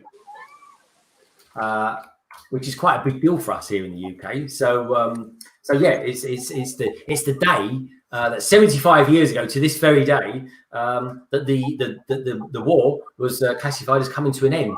So that's what it's just people celebrating, folks. It's nothing horrid going down or anything like that. Is it that loud on my end? Is it? Oh, he's your end, my friend. I'll close the window. Sorry. No, it's cool. It's cool. It's nice to hear people celebrating something nice. It's just so warm right now, but everyone's in the street. I'm going a little bit red. It's because I'm absolutely baking. I've got all this lighting system on here, and it's absolutely cooking me alive. It is. I'm in shorts. We should get solo back. There's a barbecue happening in Greg's room.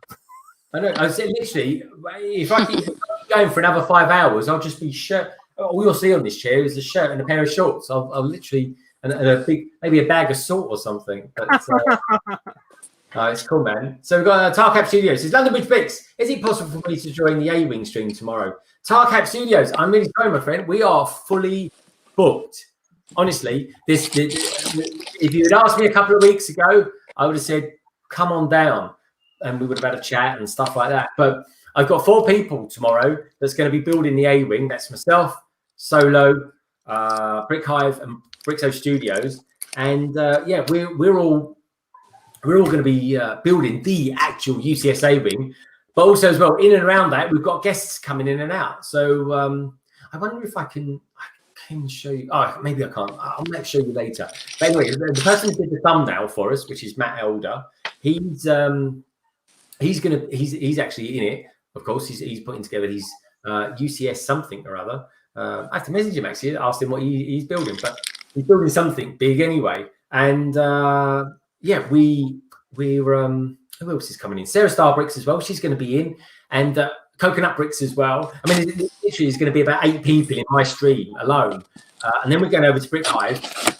Yeah, and there's going to be a whole host of people going on. It was the same people pretty much, but one or two other guests. That's all. So I am sorry, my friend, and maybe one day we will. But yeah, anyone who ever wants to stream with me, just what we're going to do is just get in touch, have a chat, and stuff like that. That's all. But yeah, I love you guys to bits. I just always need to get to know you. That's all. Cafe Con. I've been watching her for oodles of time. I really love her stuff. Cut Craggle, where he's been YouTubing. How long have you actually been YouTubing for, Cut Craggle? It's about 3 years, but to be honest with you, my second year I was pretty much non-existent. I kind of did it for the first year, and then the second year I just got bogged down with real life, with day job and other stuff. Yeah. And then I sort of came back then in the third year and been focusing on it ever since, really. Okay, good stuff. Oh, good silence, number 2. Yeah, sorry. We need Solo in here. He always keeps the silences from taking over. Yeah, I know. What it is, folks, right? What it is, I'm keeping my eye on you lot out there as well. I'm watching the chat. I kind of watch myself as well on a screen, which is really weird because it's like 10 seconds delayed. I'm like, I did that 10 seconds ago. I'm watching the chat, Balokapoi, which I love. Balokapoi, if if I'm saying that wrong, you kind of do it how you pronounce it in the chat because it could be Bolo Papai or Bolo Papai. I don't know. Anyway, it's the best name. It's the best name going. I love it. And then I'm reading the private chat as well. And so at some point, I have to give up something that I'm doing. Quite often it's speech, believe it or not. Otherwise, I'll just start humming for the sake of humming. No one wants to listen to me humming. Oh, wow, that looks pretty good, Cafe Con. This is the thing. It's always my guests that end up doing all the building. Honestly, Cafe Con, feel free to jump in the chat if you. It's all about with my streams, and Craggle will tell you this because he's well aware of all my stuff. It's all about pacing yourself, which is why for the first hour or so I don't build nothing. I'm just warming up to everybody, and everyone's warming up to me. But Lokapoi, if you because you're new here, and I'm probably saying your name terribly wrong, and I do apologize. I really do. Well, you put the pronunciation in. Yeah, if you like the channel, hit that subscribe button or give us a thumbs up at the very least. But please do, I compel you to do this. Please do check out Craggle's and Cafe Con's YouTube channel, and everybody else's who's in here as well. Brett's Builds, he does some good stuff. He knows Brett's Builds. He knows a good thing or two when it comes to building trains. Do you know what? I was seriously thinking this week, Brett's Builds and Craggle. I was seriously thinking of buying the train, the Harry Potter train, but the Hogwarts Express. Yeah. What, the most recent one, or? Yeah. I just get a new one because I just haven't got. I just want a steam train. I used to love trains when I was a kid. When I was a kid, I used to have Hornby steam trains and stuff like that. I've actually got from the 60s or 70s 2 metal trains. They actually made of metal. They actually what would the word be? But they generate steam. Or steam powered, yeah. Yeah, but they're electric. That's the thing. They must have like little. Oh, okay. Oh, yeah. So you put like drops in it, and then eventually steam comes out. I mean, it's probably completely illegal these days. Everybody. Probably. It was like toys that they said were like for 3 or 4-year-olds, and they were massive, like big metal trains, and you think they hit themselves in the face with that. Yeah, in their head. Yeah, I used to quite like trains when I was really young. I used to be into Thomas and the Tank Engine, the original stuff. Now, show my age a bit. But where I used to be from, where I was born in Caerphilly, which is north of Cardiff, there used to be, I don't know what the right word was, like attraction or something, or basically a place that sort of celebrated steam trains. And it had this straight bit of track that went up to the now current Caerphilly train station. And they used to have 2 steam trains on there going back and forth, and you could ride them back and forth. And they had a shop and a cafe, and in the shop there was all like Thomas the Tank Engine merchandise. And as a kid, it was like my imagination used to go wild. I used to love going there and think I was on Thomas the Tank Engine, Oh, yeah. I just used to love all that stuff. I used to love the original Thomas the Tank Engine. Before the cartoon, I just used to love watching the model trains doing their thing. Yeah, same. Yeah, I think there was so. It's a bit like not Terrorhawks. What's it called? Thunderbirds. Yeah. Like, I like the cartoon. I appreciate the cartoon. Do you remember they tried doing a boat one? I think it's called Tugs. Remember that one? Yes, the Thomas the Same Tank Engine. people.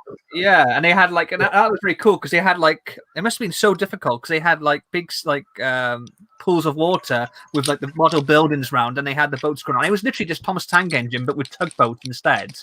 I don't think it was successful, but to look at it, it was really impressive how they did it back in the day, you know, without CG and all that kind of stuff. It was just I did quite like the most recent version of Thunderbirds, Thunderbirds to Go. I thought that was quite good, actually. Yeah, I thought it was good. I tell you who I used to love as well, Captain Scarlet. Oh, I used to love that. My two favourites were Stingray and Captain Scarlet. That was what I was massively into. I wasn't really a big Thunderbirds fan at the time, but I've come to appreciate it now more.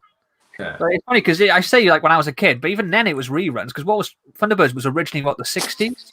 Yeah, I think had a big resurgence in the 90s. I think because I remember like Blue Peter, they did the thing where they built Tracy Island out of paper mache and stuff like that. We have some movement in the groom room, girls and boys. How can if I was to describe this man in 3 letters, it would be BBQ, and here he is. Love a barbecue. Oh yeah. So I ate your sausage. Oh, that is the man. Dream. That is the man who's had his sausage. Oh yeah. Had a sausage. Was there a big one? Streaming, folks. Hey. Yeah, I wouldn't miss this while, didn't it? It did take a while. Sorry, it's I had to enjoy a couple of fizzy drinks as well. So I'm back though. I hope you defrosted it, my friend. All defrosted. Tech Production says in the chat, he says the Disney train is an option, Greg. Oh yeah, that is an option, and that comes with is it Goofy, who's an exclusive on that. I like that set, but if memory serves me correct, I don't know why, but the number 52 is in my head. 52 stickers. It's a lot of stickers. I'm not joking. That would take me hours to apply those. I mean, when I applied these stickers, right, put it this way, right? You watch Cut the Kraggles. Well, anyway, in his time lapse that he did, right? He did them in about second. He did them in seconds. It was sped up. That's why. Yeah, it was sped up. Yeah, and that particular clip when he was applying it was sped up a lot quicker than the rest of it. But we won't go there, Craggle. But yeah, no, I don't. The way I apply them is very slow, meticulous. And they look pretty good. I mean, You don't even apply your own stickers. We all know you get the wife to do it. My wife wants nothing to do with Lego, my friend. Believe me. She supports me in every way, shape, or form. By putting the stickers on for you. Yeah. I tell you what, folks. But no, Tech Productions, good idea, my friend. And that is an expensive set. And I might get it just as maybe just before it retires or something like that. There'll be something inside me, a bit like the Voltron that said at the last second, "Get it now, or you're never gonna own it in your life." I'm not a big fan of the Disney train set. I don't think there's nothing particularly bad about it, but it just doesn't do anything for me. I love the Disney Castle, but yeah, I mean, it's one way to get Goofy, which is annoying as heck. That is the only way to get that minifigure. But like the Chip and Dale variants, I'm not a fan of. I was hoping they would do some Rescue Rangers minifigures. Oh yeah. IG is Instagram, by the way. Sorry? IG is Instagram. Oh, right, okay. Craggles just sent me a message saying, "I've just sent you." What did he put? IG. I just sent you an IG message. What's an IG? I am message. Anyway, so Instagram. Yeah, okay. Now I know. I call it Insta. He calls it IG. All right, I got you. Thanks, mate. I appreciate that. What we got now? What we got going on there? Everyone's sending me pictures. Brett's Builds. I'm doing a stream and he's sending me pictures. Now, I do like your pictures though, Brett. He does. If anyone wants to see someone who's doing some pretty wacky stuff with train sets, go and check Brett Builds out there. He's got some good stuff. Oh, okay, I see. Good stuff. Right.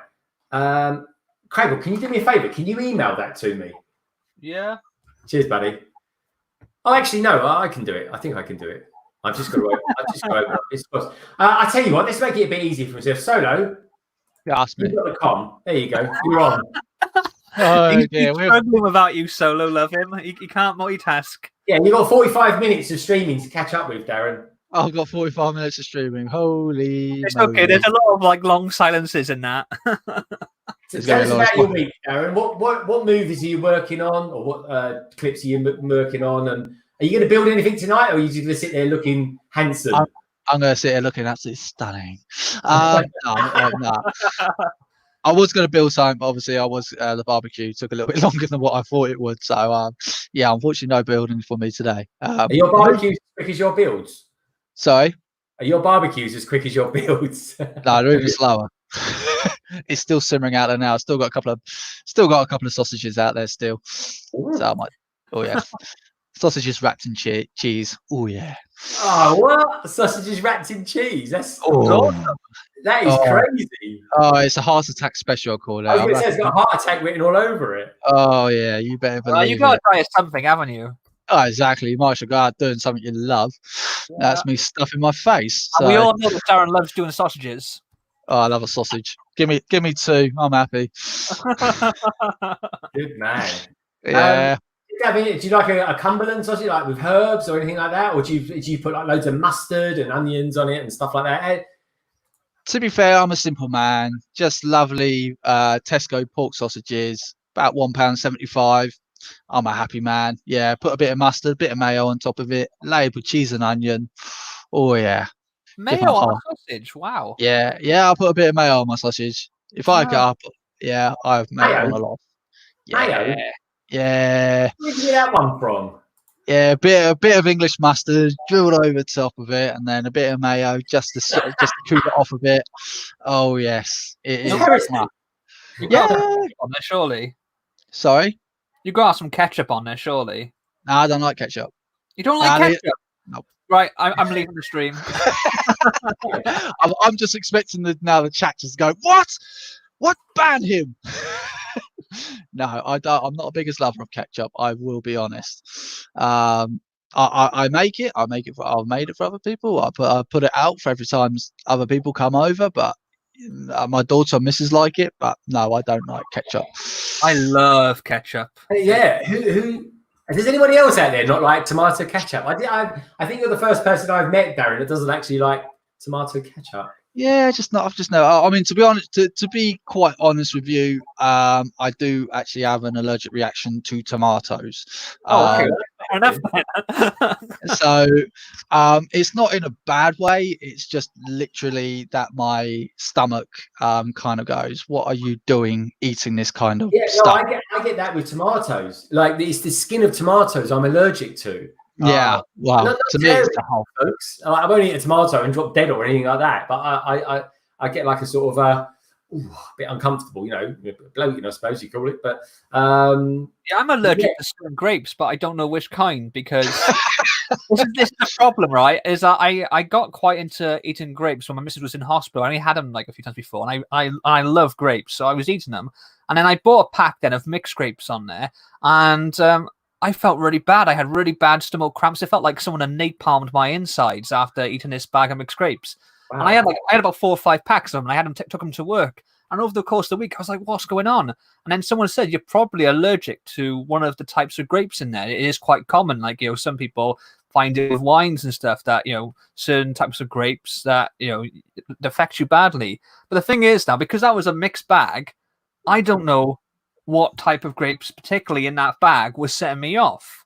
So what I should do now is basically play like a game of Russian roulette and buy a bunch of grapes, eat them, see how I feel, go, right, that's okay. Oh, no, that one's the bad one, and go through that. But I haven't got the confidence or the time to do that. So I'm like, I'm just avoiding all grapes now. Just buy a bag, Craig, or just buy a bag of red grapes, a bag of green grapes. 1 week, just eat the green grapes. If you're fine, go for the red grapes. If they're not fine, then well, there's your answer. Then you've Apparently, got lunch. it's not even down to just the color. It's like Spanish versus Italian stuff like that as well. I'm like, oh, Wow, there you go. You could be Tesco's and Asda's and all that favorite customer then, can't you? Or grapes. Quality I basically have to control, be a Darren. grape eating guinea pig, and I can't be bothered. So I might as well just go off grapes. Yeah. Quality Have you got someone out there that even agree with me that tomato ketchup is not great? Thank you. I'm not alone in that. Thank you. Yeah, No. is anyone out there in the chat? Have you got any? I don't know. Have you got any strange allergies or anything like that? Are there any strange Lego themes that bring you out in a rash just thinking about it? Oh, I think my laptop just moved strangely there. Sorry about that noise there. Yeah, I know one thing. If I eat too much cake, I get allergic reaction. I get fat. That's my major allergic reaction, folks. I tell you. That's nice and healthy. Yeah, Brett Fields, fantastic picture, my friend. I'm impressed because I didn't think anyone could hardly get hold of that one. I've got to say, it does look the nuts, as they say over there in Kent. So Brett Fields sent me a picture of a. I don't think I can see it again now. Got that one. Oh, come back. Oh no, it's gone now. It was a picture of the Lone Rangers train. Oh yeah, I've got that. Yeah, I tell you what, if you want to see some videos, I still actually got some videos that I haven't bothered putting on my YouTube channel, but I'm more than willing to show you guys from where I went to Reading and showed off the Reading Festival of the Lego Festival. If you guys want to see some of those, some of you guys. What are they, short clips or something? Or just get to the point where the trains are on there or something like that. We'll take a look at some Lego sets, folks. Yeah, I got the was it before I did the Pirates sort of throwback series? I did one on the Lone Ranger sets because I still haven't seen the Lone Ranger film, the Disney one. But I love like Wild West. I love Western, and I wanted Lego Wild West or something like that. And that was the closest theme they've done recently. So I bought like the entire like theme of sets through like a mixture of eBay and basically I think it was like on Facebook as well. I've built them all and reviewed them, but the one I haven't got round to yet is the Constitution train chase. So I've got that to build actually, but it's trying to find a place where to put all the track down for it. Yeah, have you, Captain Cradwell, have you actually got a Lego city or anything like that? No, I mean, that's the dream, but I haven't got enough space for it. I've got Lego literally all around the house. When I told my parents I was going to Lego house, they were like, "You live in Lego house, where why are you going to one?" But I haven't got like a designated area with a Lego city on there. Probably like when we move to a bigger house in the future, look to try and have my own Lego city. Yeah. Have you guys? You have got one? Have you, Greg or Darren? Or... Would you recommend? Yeah, Darren, have you got a Lego city? I know you've got a Lego bedroom. Yeah, I do actually have a Lego city up and coming. Oh, up and coming. Yes, my friends, it is coming. It's not particularly big, but okay. Are you thinking of doing some sort of Micropolis thing? Just a slightly bigger version of that one. But yeah, it is coming. What, a mini? Yeah, well, it's going to be the grey base plates that I'm building on at the moment. So I'm just waiting for all my bricklink orders to come through. It's kind of going to be like a smash up between my favourite things, which is Star Wars, with Lego City kind of integrated into it all. So that should be something. Right, how the hell do I share my screen on this one? Okay, all I can see on your screen at the moment, because I know what you're trying to share, but it's just showing the stream. Yeah, I don't know why it's not doing. Okay, right. Let's see if I do this one. I can see it now. You can see that. Okay, right. Yeah. So this is part one. I've turned the volume off because it is really loud. Hold that thought just there, because we've got someone in the green room. Ooh. There, Darren. We'll come back to that in just a tick. Ladies and gentlemen, this person is a good friend of Cut the Cradles. So if it all goes pear-shaped, it's his fault. And I say blame him anyway. He's a good friend. What do you get when you cross TNT with a very good Disney Star Wars film? You get the Rogue Runner. Rogue Runner, welcome to the stream. Hey there. Hello. Thank you for having me on. That's all right. Hey, he's English as well, folks. We've got another. Yay! We are growing in greater numbers. Now, Rogue Runner, before we get going, whereabouts are you from? England, Wales? What's the other one? I'm from What's the other one? I'm from Scotland? England, of course. Oh, good Good man. old England. Are you north, south, west, or east? South. Oh, good man. Oh, you're probably not a million miles away from me then. Excellent. Now there are 3 of them.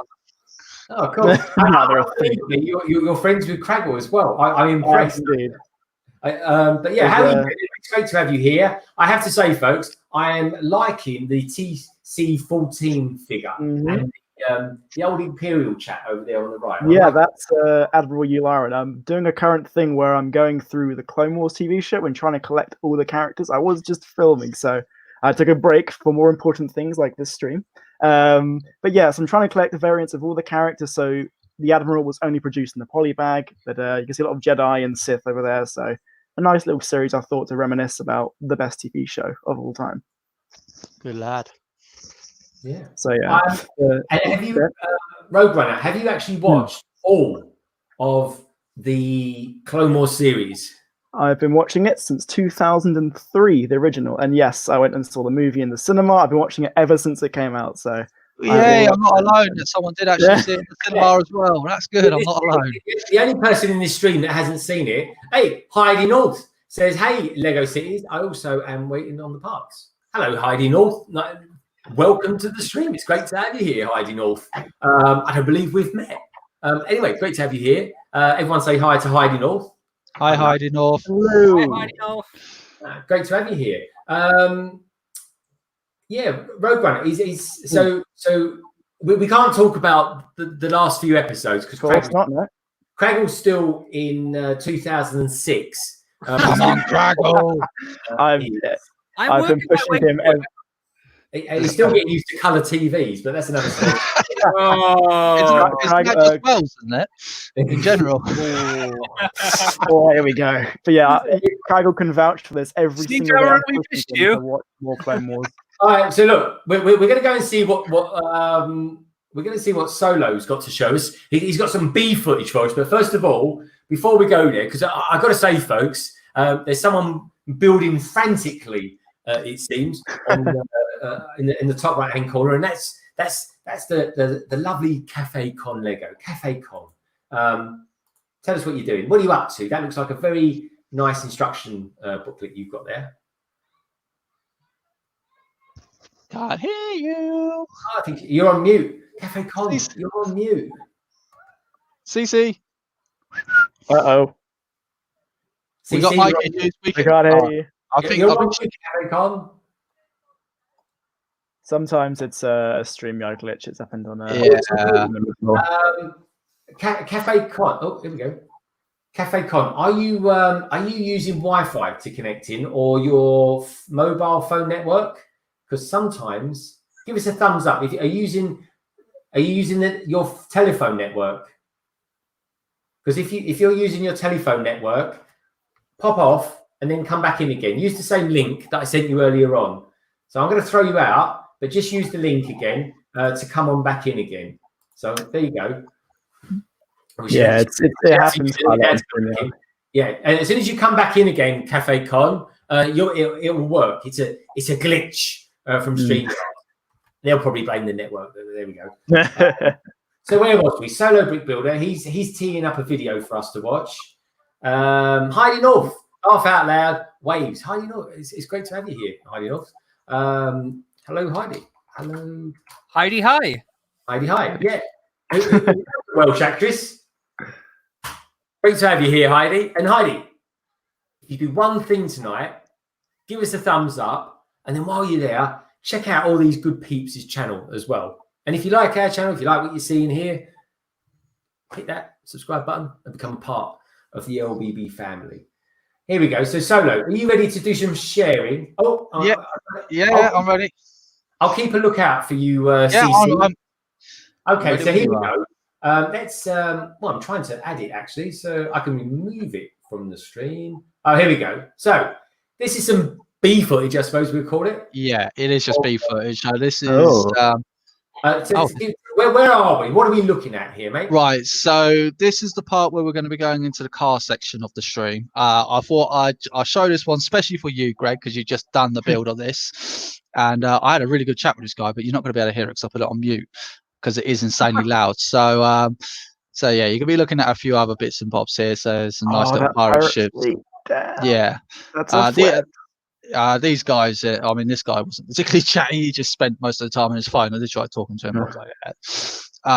But yeah, it's just low. Absolutely, so much to look at. You know, sorry. Just remind us where was this? This was in Reading. Oh, okay. Yeah. Not far away from me. So this is the bit that I think Greg will definitely appreciate. I had a good chat with this guy as well, and he's just built a load of custom minis, Nice. pretty much built off the Creator series, and just look at that. I'm liking that. They are brilliant. And he's even got, I don't know whether I filmed them, but he's got a load of actual minis. There you go. So he's got loads of different types of ones there. All different types of colours. I've got that mini. Yeah, it's a couple of little. What's the name of the convention? I can't remember the name of it now. I'll find it for you in a minute. All right. I think it was Brick World or something like that. I can't remember the name of it, but yeah, I'll have a look for it in a second. Okay. Yeah, there's just and then you got all these ones here. So she just basically just built these up on the little base plates and just got a load of sets that she had lying around and just kind of put them into these buildings. So you got like Yoda's hut there. I mean, she was a really nice woman, really nice, and she just, you got Mr. Bean there, you got his little green mini there. It's just, there was so much to look at. I'm sorry, I'm moving the camera around quite a lot here, but there was a lot to look at. Let's have a look at another one. Where are we? So you don't want to be looking. You don't want to be looking at that. Make sure you clear your back to history. So this is what you're met with. So when you walk in, so this is what exactly you're kind of met with. What is this the 2020 Reading Festival? This was the 2019 Reading Festival. It was 2020. Sorry, yes. So this was at the beginning of the year. So this was just before the lockdown stuff started coming in. So we were very lucky to get there. You could imagine that the security to get in here with hand washing was pretty high.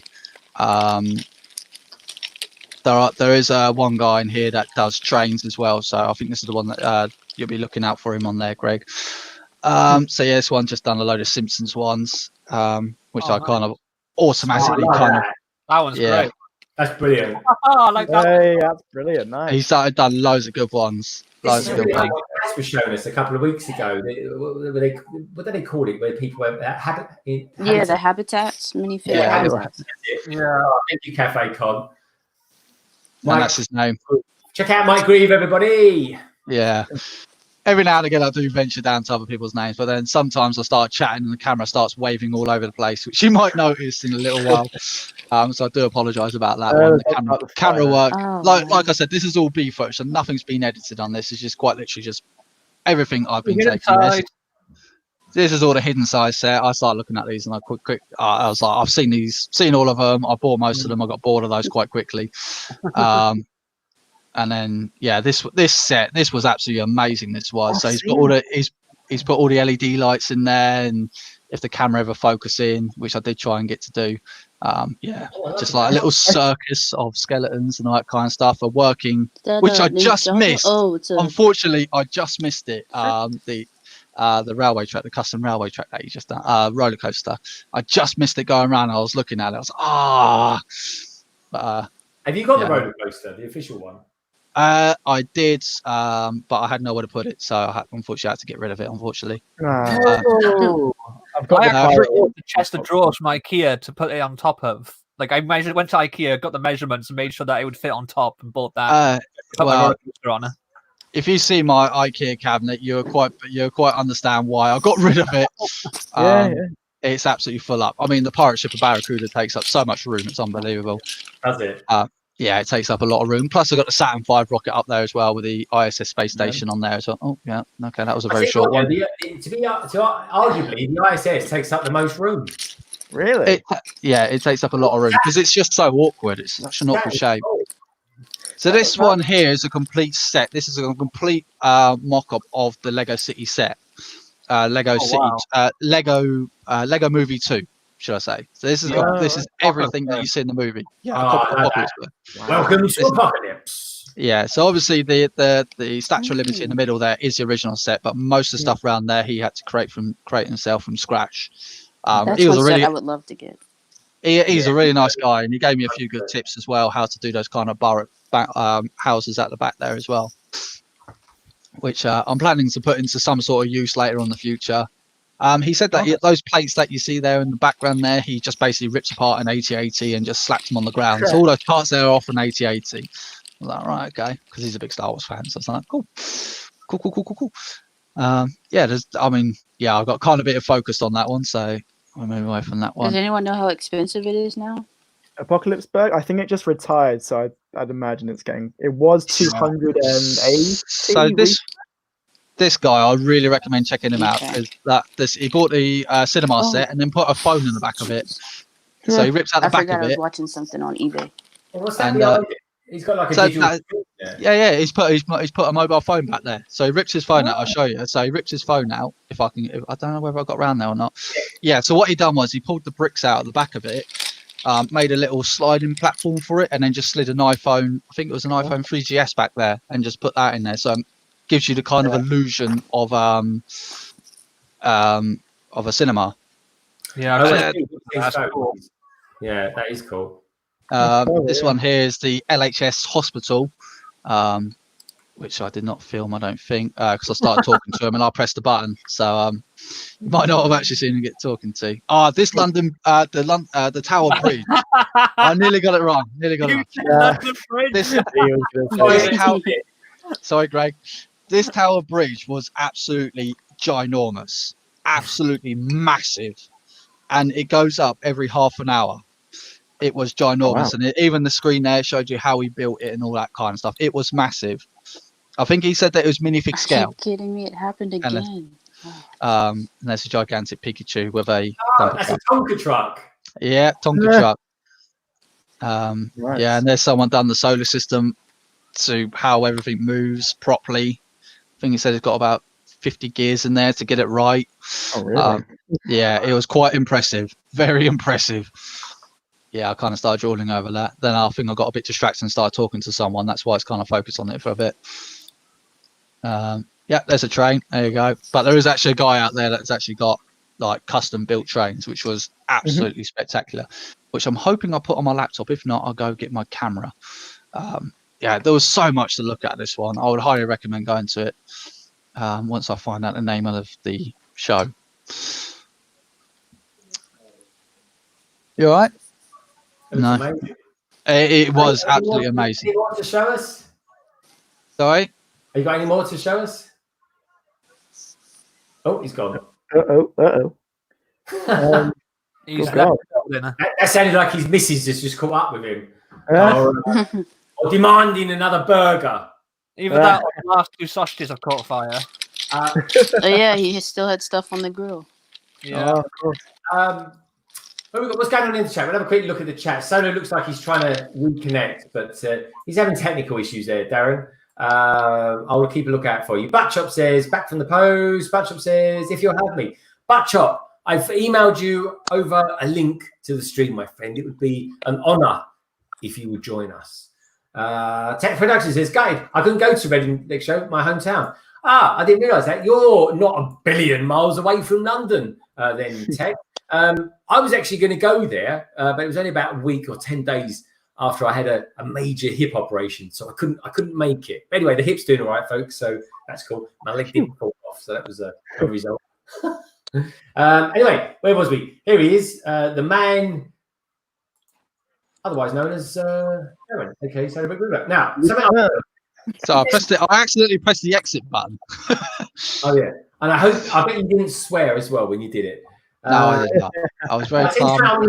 Let's take a look at what I think is one of the nicest sets out there. And if there's someone out there by the name of Miss Neverland, she's just bought this set herself. This is Rogue Runner. Give us a walkthrough. What you got there, my friend? This is, in my opinion, the greatest set produced. It's my favorite set of all time, the Disney Castle. And what's Okay. great is if you have the series to go with them, series 1 and 2, it makes it even better. So I'll pan up just to show you how big the thing is. It's huge. It's 4,000 pieces. And yeah, what I'll quickly do is, if I can do it properly, I'll give it a rotation. And we can look inside. Again, it's 4,000 pieces, so I'm being very, very careful. Because I've broken this once before, and for anyone wondering, it's not very fun to fix if it completely breaks. Yeah, it's when I initially moved out, and I had to rebuild all 4,000 pieces. So it Just out of interest, when you moved out, how did you put cling film around it or anything like that? of course not. No, I, being stupid, took it completely apart, and all 4,000 pieces were completely separated by the time I got back. So Oh my it God. was quite the rebuild. But so yeah, I filled it out. No. I've been there once before, and not again. But Has yeah. anyone, we'll hold that thought on the drop test. We'll come back to that in a moment. But no, talk us through these figures, because these figures and these they look like little vignettes. Yeah. Talk us through it. So for reference, all the figures you see aren't actually included. The majority of them came from the first series of Disney figures. What you do get in the set is Tinkerbell, who's exclusive. Oh, sorry that. Tinkerbell up top, she's exclusive. The Minnie there. You got Mickey in there in his Disney World outfit. It's a Disney World castle. And then you also get Daisy and Donald, who weren't exclusive, annoyingly. They're in the collectible series, so it's a bit like, just repeat. Exclusive. Daisy's a different color variant. She is? Oh, I didn't Yeah, know. actually, all the figures are variants apart from Donald. He's the only one. It was a CMF. The Donald was a bit disappointing. Like, oh, it's just another Donald. So I've got like 3 of him. I don't know, but yeah, no, the Disney series made it a lot better. So I guess I'll zoom in a little bit to each floor. So on the bottom floor, you've got Aladdin's carpet on the left with the lamp down there, and I've got obviously Aladdin and the genie standing next to him. And then what's cool is the bottom floor as well is sort of a recreation of what it looks like at Disney World. So there's a wall with all the shields on one side. I'll just move that a little bit. All the shields. You've got the clock tower in there as well, which is really nice, or the grandfather clock, I should say. Correction there. A nice chandelier up top. And then what you can also do, if I go back a little bit, is you can actually take off the whole top section, which we'll do now. Oh, So wow. that completely comes off. So is that classed as modular then, or is it just? It's built that way. It's got like jumper plates. I'll show you one of them. So it's got 2x2 jumper plates, keeping the whole thing in place. So I'd say it's modular, just very shaky. So up top, you've got an archery tower, which is, I guess, meant for Brave, but she's not been made in a minifigure. And then just some space to stand figures. So I've got Little Mermaid, The Incredibles up there, which is quite cool. And you can see the back of the towers as well. And then I'll move. I love this set. It's one of my favorites. It's been out for nearly 4 years to the day. I think it's September is when it initially came out, 2016. So yeah, I'd recommend getting it soon, to be honest, because we don't know when they're going to retire it, but it's been out for a while. It was actually the first set I bought with revenue from my YouTube channel. So thank you to everyone who watched my videos who helped pay for that. Yeah. I honestly couldn't justify the money on it at the time otherwise, but it was my first big video took off, and the revenue from that brought me to Disney Castle. Sweet. Yeah, it's a brilliant set. So in terms of the other kind of vignettes down here, I've got we've got the Rose from Beauty and the Beast down there, and also what's his name? Lumiere. Yeah. He's just that. And I've got Maleficent and Alice in Wonderland chilling in there. On the left, you got the cook. I believe this is all from Snow White, the sort of kitchen and things, and the pumpkin. I think that's Snow White. Correct me if I'm wrong. And I've got Cheshire Cat chilling in there. In the middle, you got things from Fantasia, like Mickey's hat and a small book. And is this the book that contains? Oh, no, there's something somewhere containing a picture of the castle, but I'm not sure where. On the right, you've got that little like tower roof bit. If you on the far right, if you take that off. Oh yeah. Although I did rebuild this, so I'm not so sure if mine is in there. But I'll give a quick peek.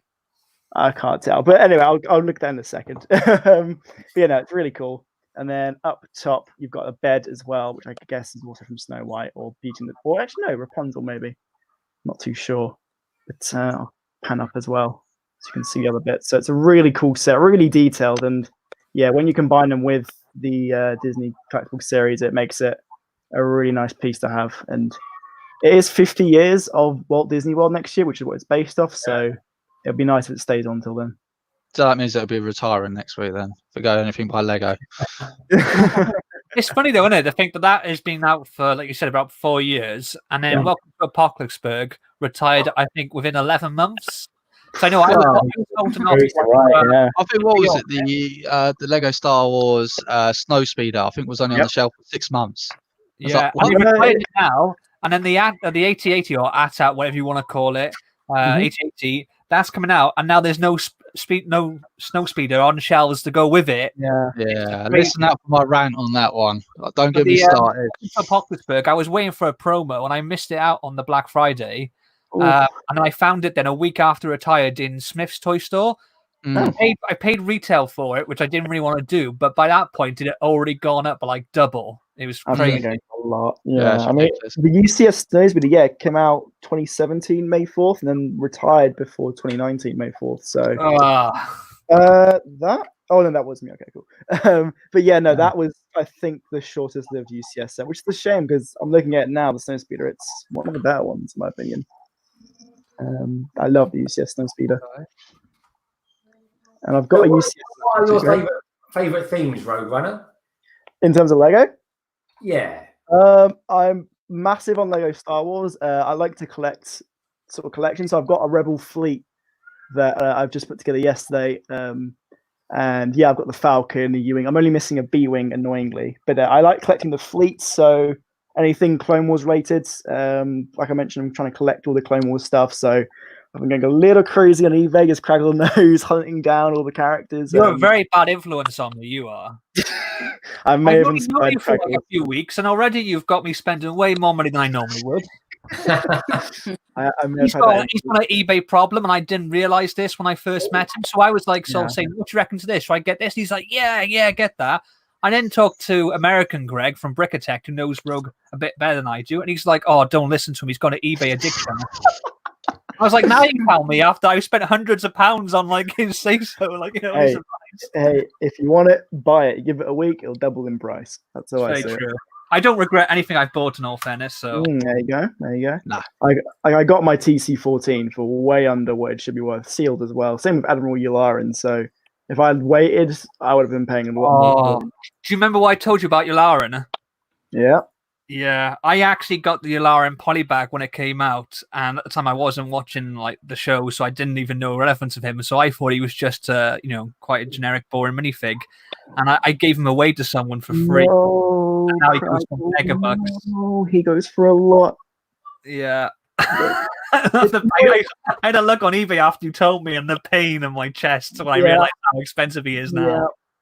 Anything like Star Wars, just keep it because you will come to regret giving it away. They go up so much. Like there's a Captain Rex that goes for 50 now. No, the Phase 2 Captain Rex, that is ridiculous.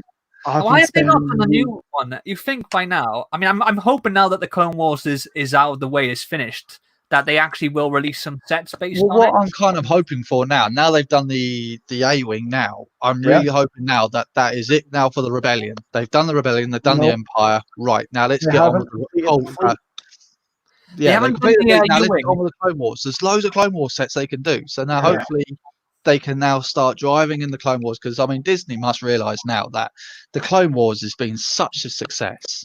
I mean, at the end of the day, I mean, Disney, Lego's been doing it for years, doing Clone Wars sets, and now all of a sudden we've got to go back in time to the good old days of the AT-AT Walkers, which is one of the most interesting designs you can possibly think of. My missus has just run up to me and handed me Admiral Yularen, a polybag sealed. My man. I must have kept one. You're now in the club, Craggle. You're in the club now. I mean, I'm happy because I've got it now. I feel less bad about giving one away. But at the same time, never leave it to a woman to always find some way to correct you, even on a live stream.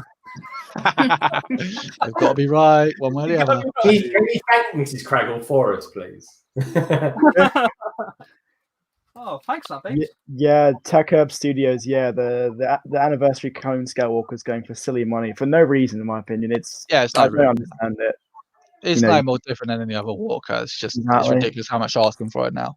none of Yeah, the he figures are changed. even exclusive. No, Yeah, why has Uh, that gone up so much in value? I don't get it. because it was Vader. discontinued so early. I think that was the reason. The Snowspeed and the Walker got discontinued so quickly that they're Yeah. finding now an excuse just like, well, it's discontinued now, so now we can charge as Yeah. much as we want for it. Crazy. That's what they got. That's what they do. It's just that's what I What's think. even more bizarre is in like what? Let's see, 3 months' time, there'll be the 501st set with exactly the same Walker in blue with better Yeah. figures, 25 quid. The only thing I don't like about that Walker that I like about the anniversary set, which Mhm. a lot of people are gonna pick up. I hate that stud shooter on the front. I don't Yeah. like that. I like the Agree. long turret that's on the front. I don't like that stud shooter. I have the original one from 05, and yeah, the gun Mm. is a lot better on the original one. Yeah. I just think it's crazy that I think it's the second time they've done this. I think M&R might have mentioned it that they've released an AT-AT or 80. I always say 8080, but people tell me that's wrong and it's that. 80. Well, 80. actually, No. Anyway, Walker, but yeah, 8080. They've released that and they haven't got a snow speeder on shelves to go with it, which just seems It's mental. They've done it several times, and it is baffling to me. Yeah, they've done it back in 2006 when they've done it, and it's just they released the Snowspeed a year before and then discontinue it and then release the 8080, and it's like, what? Hey, It's mental. It just seems like poor business sense because, of course, then it would sell. I mean, the only person that's benefiting from them retiring the snow speeder before the 8080 comes out is scalpers, really. Lego aren't going to benefit from it, you know? No. You'll see that Snowspeeder triple in price when they release the 8080. Mark my words. Oh, Bye, definitely. Sarah Star Bricks. See you later. And it's a shame. Brick25 says in the chat, he says, London Bridge Bricks, I'll be giving you a shout out on my stream tomorrow. Oh, thank you. That's very nice of you, Brick25. I don't know what I've done to get a shout out, but Hey, 25. What about the rest of it then? Come on, what about the rest of it? don't worry about them. The rest of the class. Oh, come on, every little helps. Don't I worry mean, don't worry about about Craggle. He's got enough subscribers. What about the rest of That us? is very true. yeah. To be fair, I love you too, Darren. Draggles got more subscribers than all of us put together about 100 times over. Oh, So, come off it. No. To be fair, Craggle, you have got an awesome channel, though. So I'm going to be nice to you there. Oh, thank you. No, I do like. Craggle, you've been around. The thing is, Craggle, the thing is, you've been doing it full on for a couple of years. So, if I keep doing this full on for a couple of years, maybe I'll be happy if I got a couple of thousand in a couple of years. Anyway, I'm coming up. I'm on something like 427, I think, at the moment, subscribers, which is a healthy amount. But if there's anyone out there who's new, please do subscribe. The reason being, and this isn't all about me, of course. I want to get to 500. When I get to 500, I can do a giveaway then, because I've got several Lego sets that we've accumulated over time that I want to give away. And Brick Hive, Brandon, as you all know, he's just reached 500 and he's doing his giveaway as well. And I'm going to be doing the same thing, but I'm waiting until I get to 500. So the quicker you can get me to 500, the quicker I can do this giveaway. And it's to anyone, anywhere in the world. It doesn't matter where you live. You can live in Russia, you can live in the west coast of America, you can live in Asia. It doesn't matter. I just want to be able to do this giveaway just to say thank you to everyone. Again, I've got a whole load of stuff that I'm going to be giving away, so I might do it in one go. I might do it over several. I don't know. I'll see how Brick Hive's one goes. But yeah, I want to get to 500. 500 would be nice. And so yeah, that's it really. That's a nice number. It's a nice number. But Craggle, when you started, so you started about 3 years ago, didn't you? How was things different back then to how they are now? And I don't mean the world, I just mean Lego. Well, in terms of YouTube or Lego? Sorry. Yeah, a little bit. What was Lego YouTubers like 3 years ago? I mean, M&R was probably quite small. This is the thing. Like, it's only in the recent months that I've sort of started getting involved with the community and sort of, venturing out into the world outside my own bubble. Because when I first started doing Lego YouTube videos, I got into the idea because of Lego Dimensions. And my first video I started working on was top 5 packs I want to see in Lego Dimensions Year 3, which obviously never happened, but at the time we thought it was going to happen. But during when I was working on that, because I didn't know what I was doing, it was taking me a while, I saw a few other Lego YouTubers who were doing review videos. So I thought, oh, that sounds like fun. I'll do that. And I did a couple of those whilst I was working on this list video. So I sort of came at it originally from more of the sort of gaming side, but then got more into the Lego sets. But I was really sort of doing my videos almost in isolation. I wasn't sort of that much aware of a Lego YouTuber channels, and when I did sort of watch them, they were only few and far between. I wasn't sort of getting involved, talking with them, or doing live streams and stuff like that. So it's difficult for me to say because I don't really know what was happening back then because I was just focusing on myself, my own channel, really, and just in my own little corner. And if people like to watch my videos, that was great. Well, that's kind of cool. So how do you feel? Oh, let me come out of that because you don't want to be looking at my name. In fact, it's a little bit more interesting, isn't it? I might argue the toss and may say no.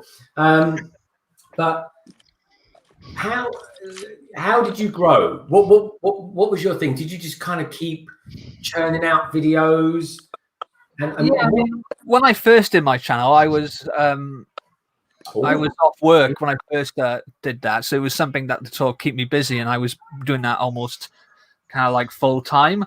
And then I went back to work, and that's when it sort of when I went back to work, first of all, I was kind of juggling the two, and then the second year, my job got sort of more involved, so I didn't really do that many videos. And then in the third year, then I changed jobs, and I've just found a better work-life balance. So that's why I've been able to sort of do more. But I don't really know what the sort of like my channel has grown sort of like in spurts. Like every now and again, it would jump up a big amount. I get a lot of views and I get a lot of subscribers. I'm like, oh wow, this is amazing. And then you'd go for months then where it's just sort of ticking over. You're not getting many subscribers. The views are sort of staying the same. And then you'd have like another spurt. So I don't really know the formula behind it. I wish I did because I'd sell it. I'd say this is how you get your channel to. And I would love to continue to grow. But at the moment, like I've been sort of on the amount of subs I'm on now, it's been the same for a couple of months. But before Christmas, there was like a bit of a spurt as well. So I don't know. It's weird. It's hard to sort of try and get your head around YouTube's algorithm or ever-changing algorithm and what they do in terms of promoting your stuff. But well, this is the thing I've noticed with YouTube algorithm, which really annoys me. Is that I've been a subscriber for Doc Sampson for years, right? And I went onto his channel a couple of days ago, and I just realised I'm unsubscribed to him. I was like, "What? Yeah. What is going on here?" I was like, "This is and then I found out I went onto your channel a couple of days ago as well, Greg. And I was like, "What? I'm unsubscribed to you as well." I was like, "What the hell is going on?" There was a thing YouTube put up before. They said they were going to remove subs from channels if it was like inactive accounts, but I think they got a bit overzealous because there was the channels that I was subbed to, not even Lego related, but just other channels that I used to like watching, and I was still watching them on a weekly basis. And I was thinking I had a notification, maybe it's due to to the COVID-19 or something. So I had a look on their channels, and I'm not subbed anymore. And I'm like, well, I didn't unsubscribe, so what's going on? Yeah, no, I don't. It always feels like they change for the worse, almost. Yeah. But I mean, they have to believe that their sort of system with that is more automated because of obviously what's going on. So I guess it's just jinx in the system that's causing these sort of unsubs. It's happened to me several times as well, and like with streams as well. Notifications for streams have always been late, and it's always been ridiculous. Like, say Greg will start a stream, I won't get a notification to an hour later, and it's just come on. I don't get a notification for about an hour later. Well, I think it was last. I think it was last week, Greg. I think it was last week when I was on your stream. It came. I think it was just as the stream ended. I got a notification on my phone to say that LBB is live. I was like, that's good to know. Yeah, it's 12 o'clock at night. That's good. Even with I turn on notifications for my subs. So like if I'm subbed to you, I'll turn on notifications so I get notified when you put a video up. And do you know Brickstar? Like he's put a few videos up, and I've watched them. And then like I'll get a notification that he's put a new video up, and I'll go on there and go, well, there's no new video. I'll check the notification again, and it's not even for his latest video, which I've already watched. It's Yeah. like a video like 5 days ago. I'm like, Yeah, I'll get exactly the same. what's going on? It's crazy. They're not helping Yeah. themselves really, YouTube. You know, if Nah. they want us to watch the videos and watch the ads and that's how YouTube makes money, then they're doing a poor job of it, really. Yeah. Nah, it's not good. I think at the moment I don't care at the moment, do they? But also, like when you, the way it does work, it is strange that what they're whatever. I mean, everyone talks about the algorithm, but nobody really knows, do they? no one knows. No. They're very You secretive cannot about it. interfere with the forces of YouTube algorithm. But the other thing I noticed is that when you live stream on YouTube, you have like red dots next to your name saying you're live. Those will stay there for at least another 5 hours after you Yeah. stream, and it will just Oh mislead yeah, you. Lego. The amount of times Lego one says it's live, and I click on it and it's not. It's like it just loops it all the time. It's crazy. Yeah. Right, everyone, I might have to disappear in a minute because my daughter's getting quite restless, and because she's not well, she's being even more annoying. Yeah, mate, come on, you can There is someone saying Tower Bridge bricks. This is the thing. Talking of Tower Bridge, because Darren alluded to it earlier on. We're actually going to do a stream.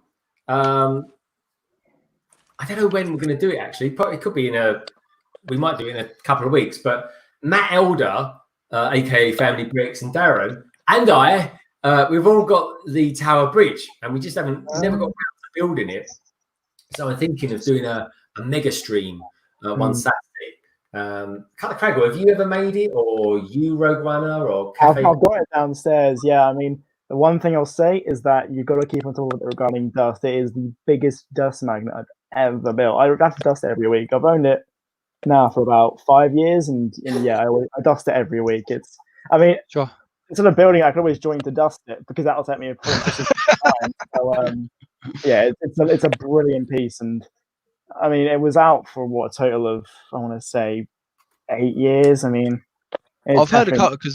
A couple of people that I talked to on my channel, and they're saying, because obviously they're sellers. They got bricklink stores and all that kind of stuff, and they're saying that it was one of the worst investments they've ever bought because it was out for so long.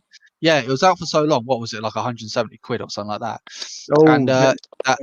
And they're saying that they're actually losing money on selling the set back. Yeah, they're saying that the maximum they could sell it for is like 150 quid. I'm like, what? Really? I mean, I must admit, I bought mine for only 100. No, I think I paid mine 75 quid. I think I paid for mine, or something like that. Yeah, I got it really cheap. Right. So yeah, they said that one bag was open, and they found it too difficult. So I'm a bit worried about if all the pieces are there. I'm not particularly worried, but you might want to count. yeah, but I mean, I'll come to that when I actually do the stream. Yeah, you see my Instagram post. I got all the bags out, and I was like, this is stream material. This is so. I don't know if they fixed it, but when I had my copy, the older version, before they re-released it as Creator Expert, there were no numbered bags. So it was 4,200 pieces. No numbered bags. All across my entire desk. So I pray for you they had numbered bags. Are they not numbered bags? I've already told you. I can already tell you I've got no numbered bags. No. But yeah, no, you're right. I think the same can be said about the VW camper van. That thing's been out for over a decade, I think, now. And I think because it's so popular, why would they retire it? Well, that's exactly. I think the Beatles still going as well. That went on for ages and ages and ages. Yeah, I think that's now retired now. I think. Hang on, have a look. But yeah, that was. I got that on there. I think folks, we got some action in the green room. Oh. Just in case anyone wonders, right? It's about 25 degrees here in London at the moment, and I'm still drinking hot tea. Get in there. Yeah, there's always time for tea. Right, before you bring in I'm going to say goodbye, everyone, and I will see you tomorrow, Greg, on your 3 p.m.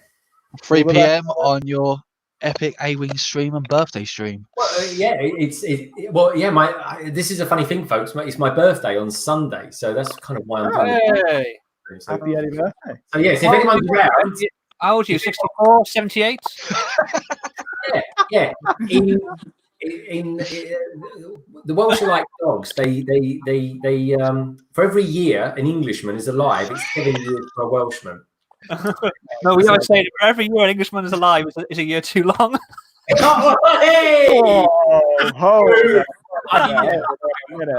He's quick with it. He's quick with it. Day, folks. Peace UK and Europe.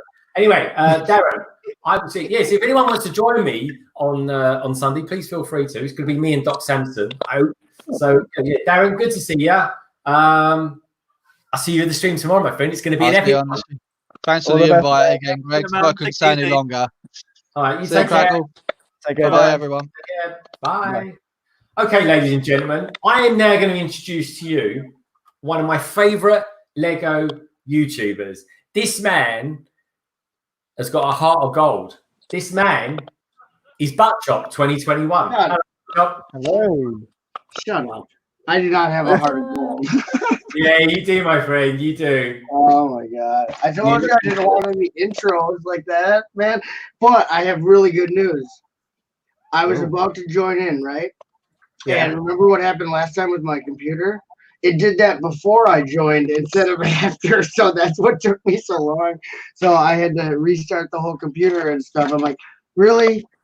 I don't know. I don't know what's going on. It goes how long with no problems, and all of a sudden it's shutting down. I'm just like, I don't know what if I have too many things open or what. Because I was looking at eBay for Cafe Con Lego. Yeah. And so I was like, is it eBay? Is it like I got too many pages open? What's the deal? What's the deal? What's the deal with the internet? All right, mate. Have they opened the hair salons in your part of the world? No. No, they haven't. I've only paid for one haircut in my whole life, and that was a waste of money. Dude, you get the old clip. I used to do when back in the days, everybody, years and years and years ago.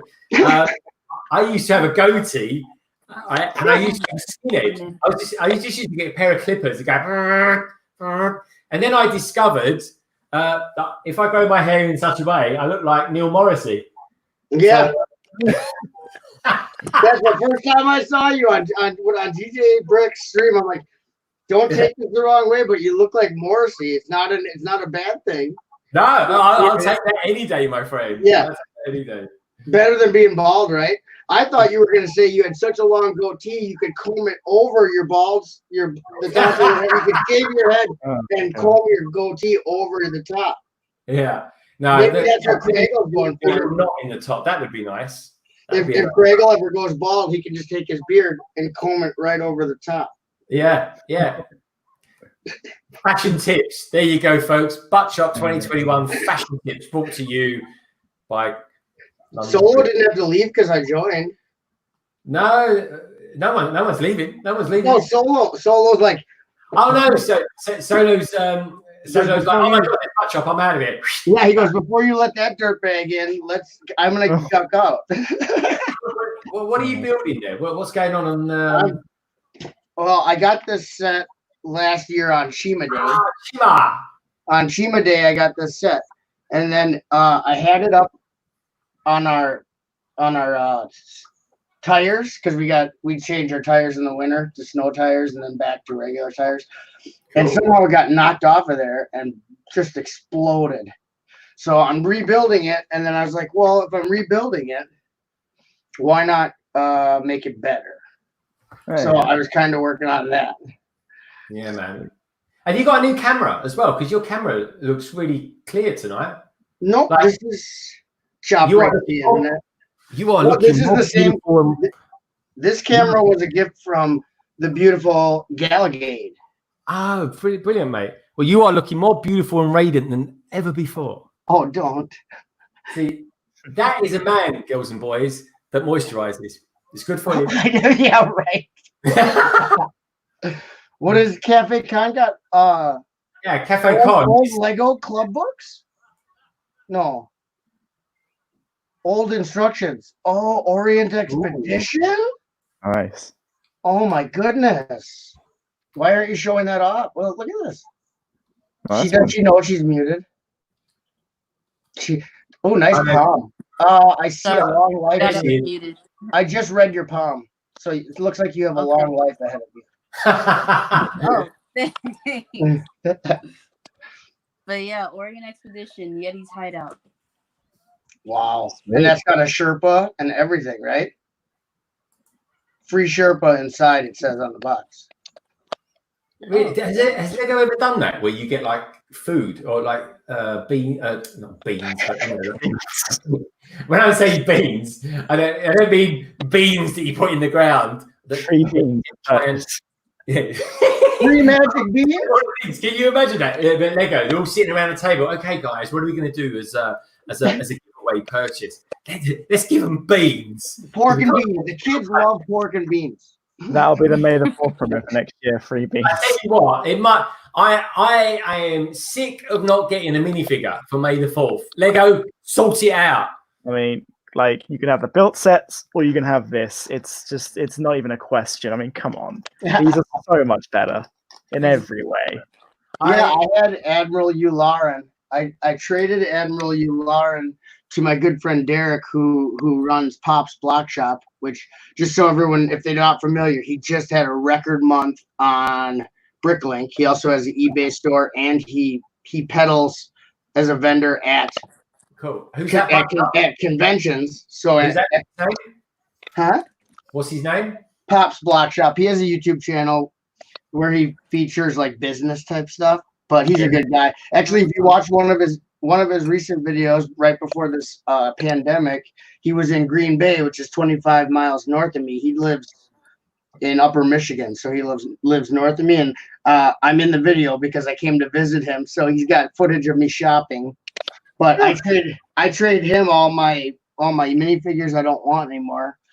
I traded them to him for stuff I need. And I traded him my Yularen and my Hoth. I think there was a Hoth Han Solo. Yeah. That came out one year with it had his hair and his parka hood. Pretty cool. Traded those away because I don't buy licensed themes anymore. So I'm like, gotta get rid of these licensed figures. So fair enough. Yeah, I mean, the Yularen's a really cool figure. I really like him. But yeah, I can understand that wanting licensed or standard Lego, if you will.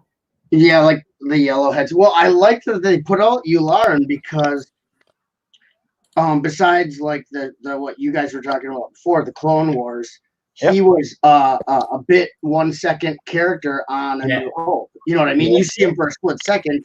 He basically, you're like, okay, there's that guy with the white hair and the other guy with the white officer uniform.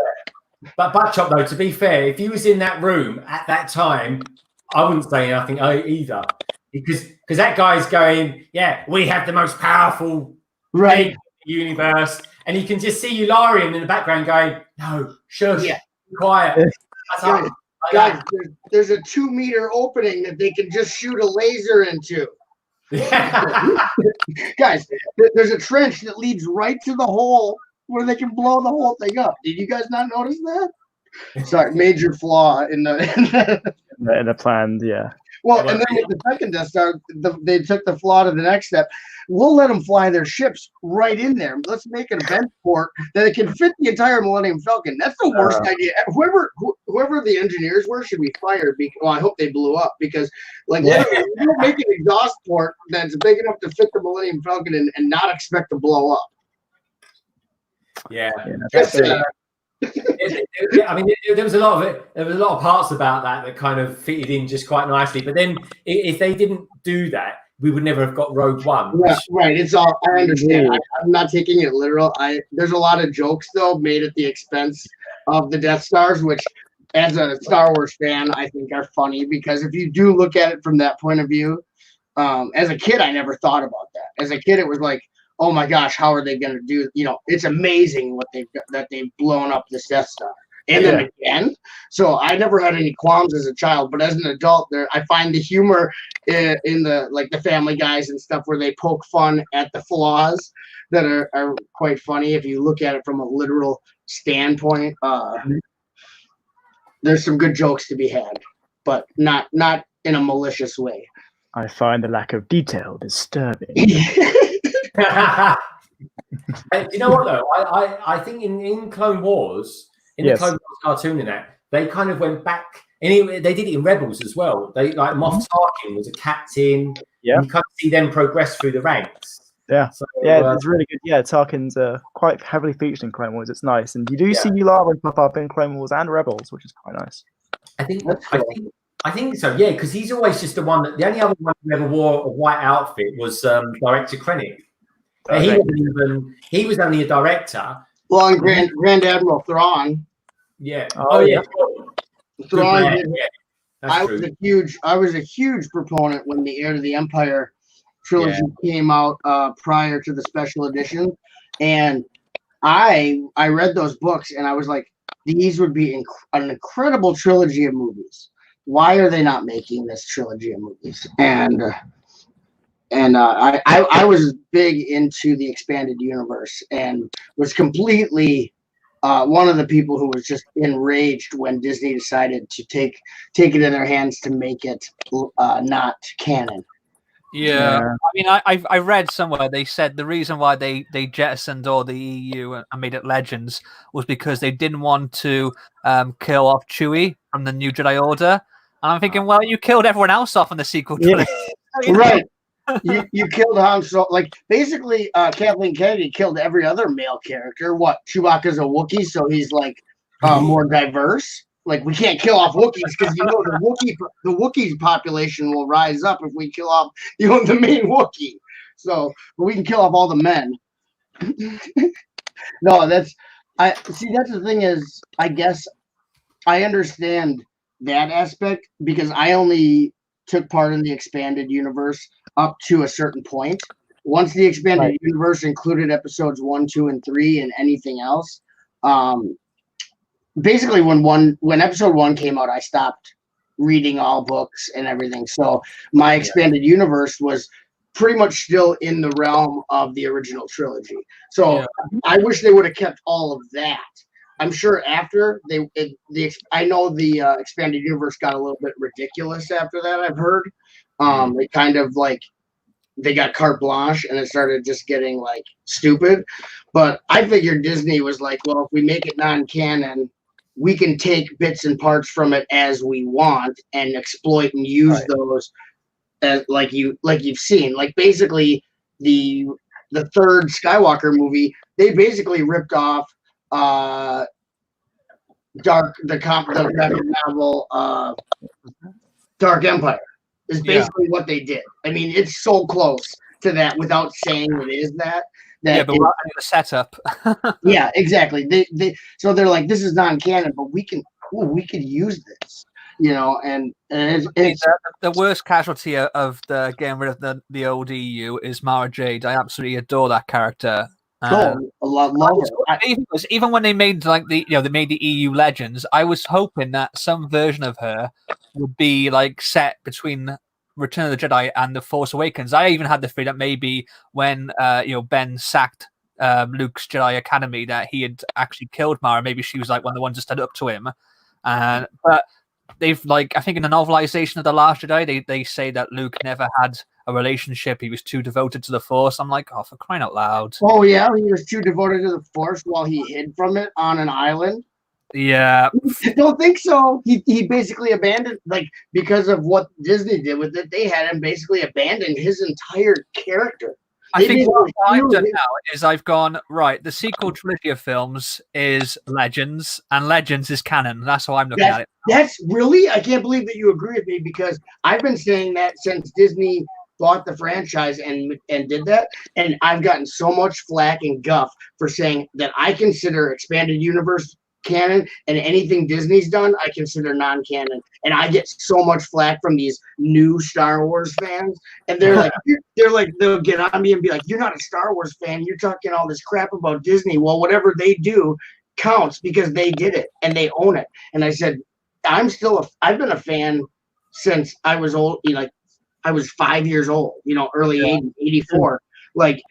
I've been watching it. I can pick what I want to be canon. Yeah, I mean, everyone has their own head canon. I don't dismiss everything Disney did. I mean, when I first saw The Force Awakens, I enjoyed it. I knew that it was very similar to A New Hope, but I was excited to see where they took it. Unfortunately, what we got then was The Last Jedi.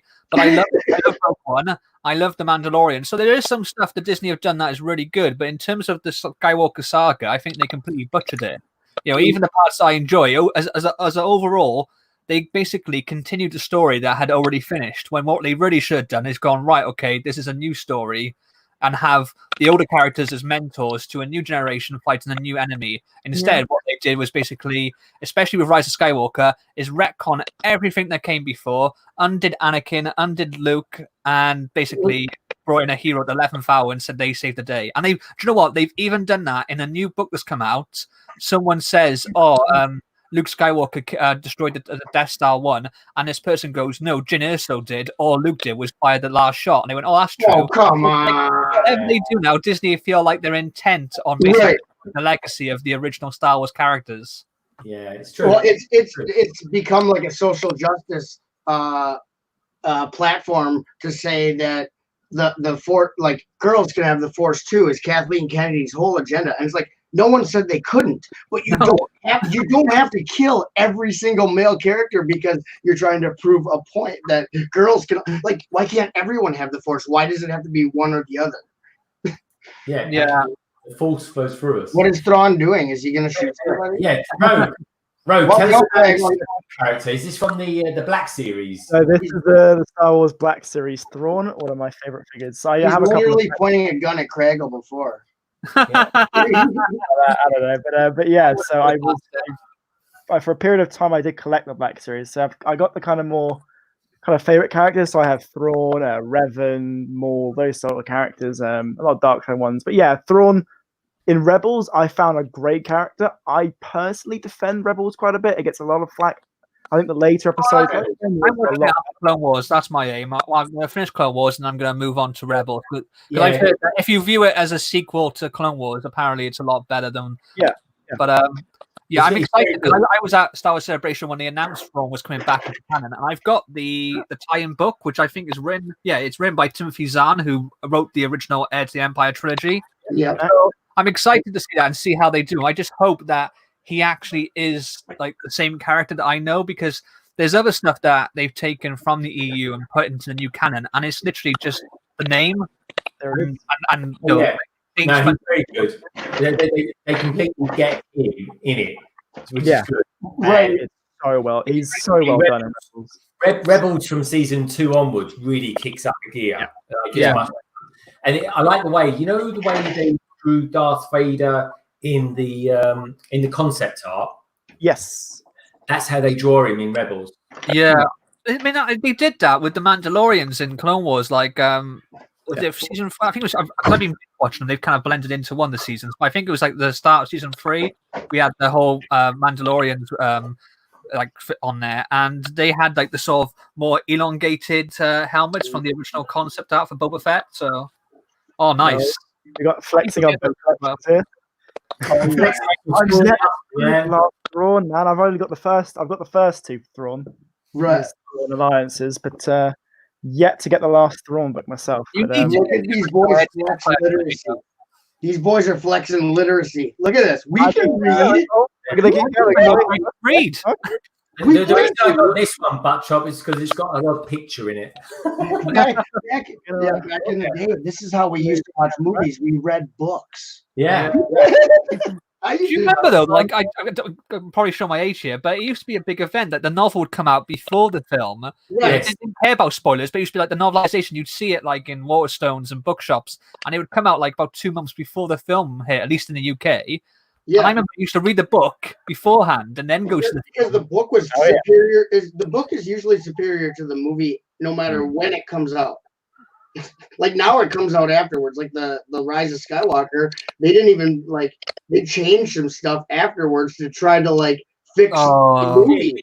They used the book. Gratitude. I hate that. It was like gratitude. She blatantly kissed him. It was a passionate kiss, and I'm fine with that. That was actually the one thing I liked from The Last Jedi was the relationship between Rey and Ben Solo. But because apparently lots of fans were like, "Ew, romance in Star Wars," Empire Strikes Back, you know? Yeah. Wait. They changed it in the I am not a committee. Gratitude. It's stupid. I am not a committee. I've had a kiss of gratitude, and I'm telling you, that is not what a kiss of gratitude is like. If I got a kiss of gratitude like that, my fiance would have a word or two to say. Yeah, that was definitely like a cousin kiss. The Star Wars is definitely something. I think the new one's really good as well. Oh I've man, got- I'm running out of Star Wars books here. Come on, let's get all the Really? books. Oh, out. it's Look, the battle now between London Bridge Bricks and Rogue Runner. Who's Right. got Oh, boom! Boom! Lego books. that's Wait. no moon? I have Return of the Jedi. Ooh. And he's blocked you out now. Yes, Conspiracy. I am the host. Bye. Thanks for coming, bro. Oh, you have more books than me? You have more books than Tell me? you though, I've been trying to convince Rogue Runner to pick up some of the EU books as well and I'll read get those. into it, man. Hold on. This is the prequel to Return of the Jedi. There we go. The prequel to Return of If we're going with the Lego one, prequel, with a shiny. Shadows of the Empire is the prequel to Return of the Jedi.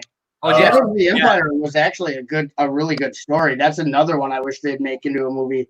well, that's Can the I, thing I was Rogue One about this. Shadows of the Empire was done basically as if they made a new Star Wars movie. They had all the merchandise and they had like all the.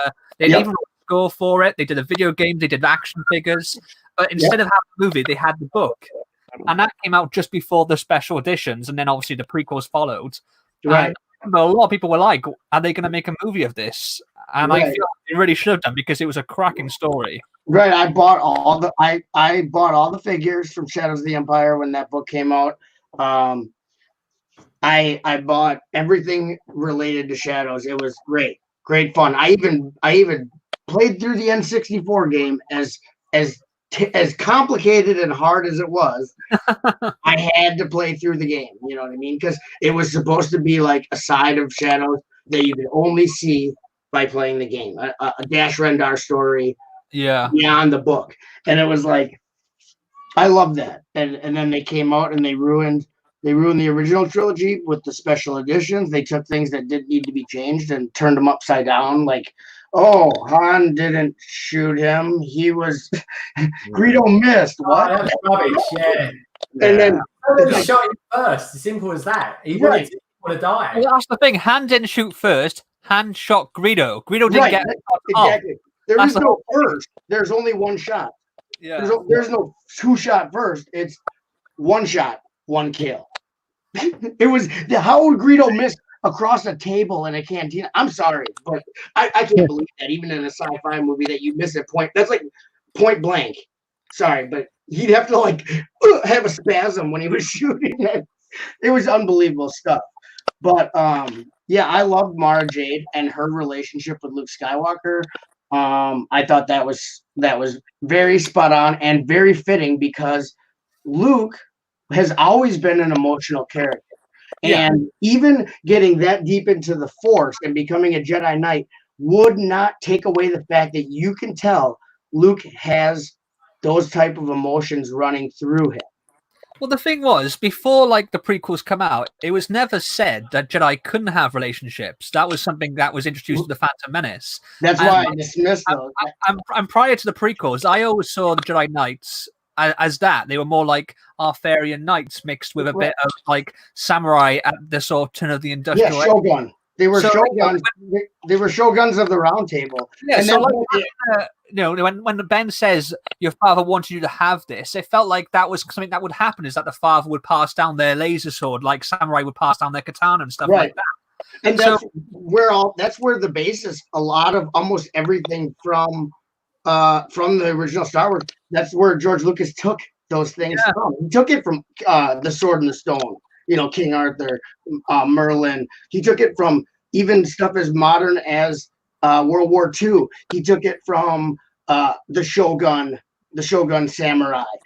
All those different periods in history, you know, he took I know all that from you there. you didn't follow the EU after the prequels, but what they kind of did after the prequels with the EU is that they kept with the idea, because obviously they had gone on with Luke's Jedi had relationships, they had wives, they had families, and obviously the prequels now said the Jedi didn't do that, and they said that basically Luke learned from looking at the past that having the Jedi cut themselves off from family, from relationships, is actually what led to their downfall. You know, they can't be separate. You can't fight for love and peace and family and all those great things without actually being a part of that. That makes sense. Why his Jedi were allowed to have a balanced life. You know, they didn't think that have being in love with someone or having a family would actually get in the way of duty. And I thought that worked a lot better then.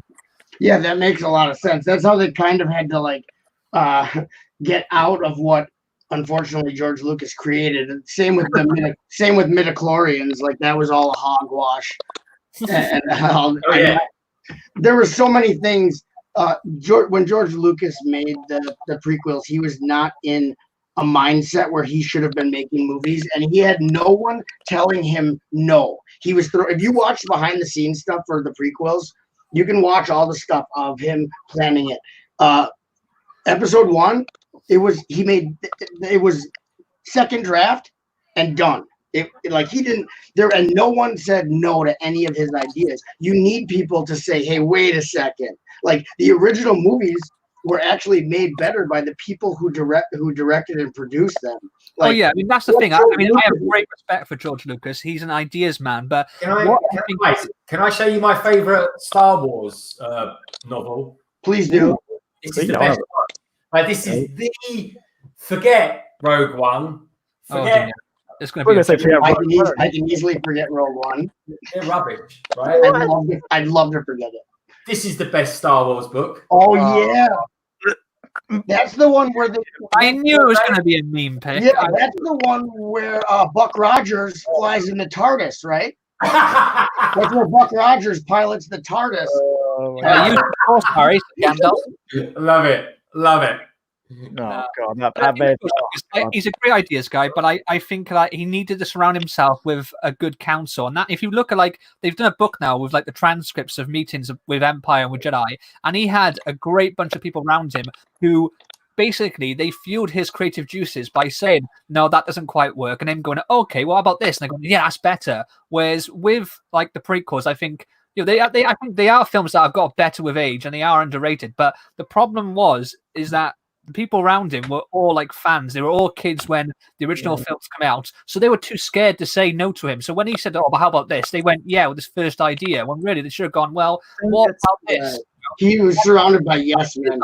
He's surrounded by yes men. And it was not good for the movies, especially if you look at episode 2, even just from a movie making standpoint, the movie is made like a crappy television show. It's literally behind the back shot of talking, behind the back shot of talking, behind the back shot of talking, and everything, all the environments, everything is green screen, blue screen, CGI. It makes the movie not feel real and lived in. It makes the movie feel very synthetic.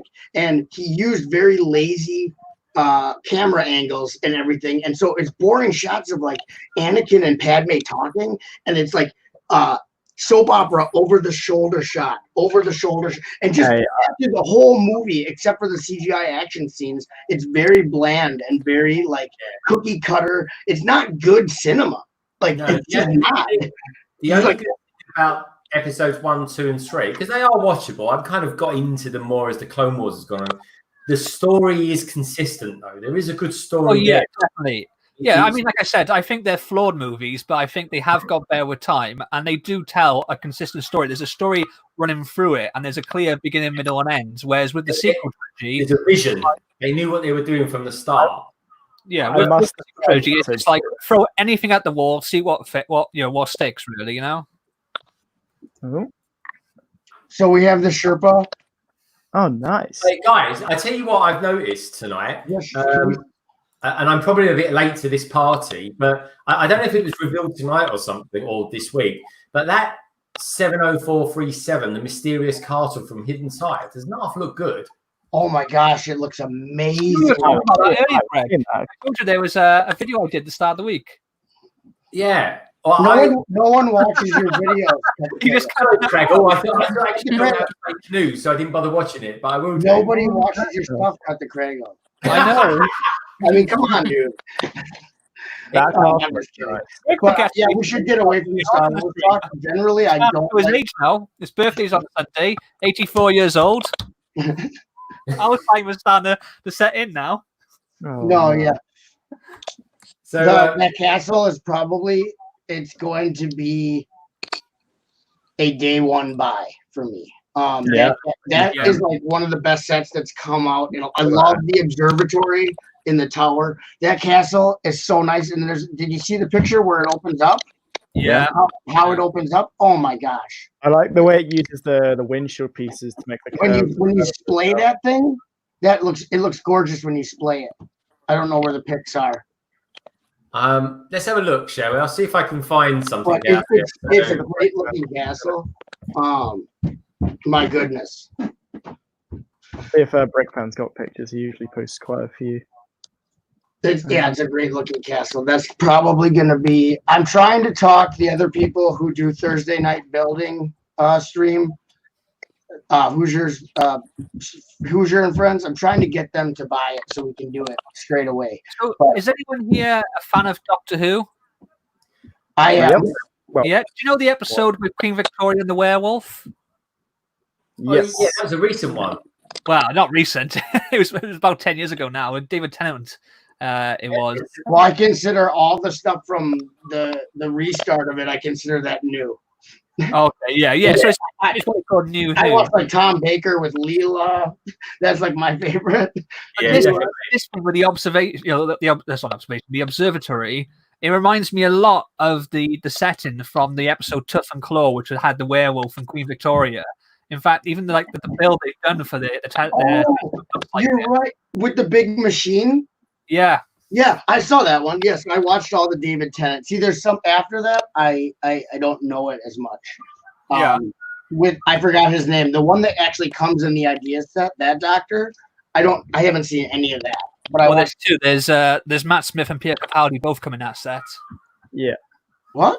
Oh yeah. I did watch the guy with the fedora. I saw him, the guy with the fedora. Oh, the car you're talking about? Yeah, I think it reminds me of a Lotus. Yeah, I can see that. Oh yeah. The British Queen. Yeah. I like the sub. I think the sub is quite a nice little set. Yeah, it's got a nice. I don't know if that's a sticker on the front. I hope not. That's what I was saying. I really hope that's not a sticker on the front. Yeah, it's kind of cool. Oh, Cafe Con. Do you like the new? The Sky Trek has a transformer. They can't do a sticker on that clear dome. No, that would be. There's no way they could do it. They have to print on that type of piece because of the roundness of it. Yeah. They did it to the A-Wing. Did they? Yeah. Yeah. Actually, talking of which, Rogue, are you? Have you got the new A-Wing?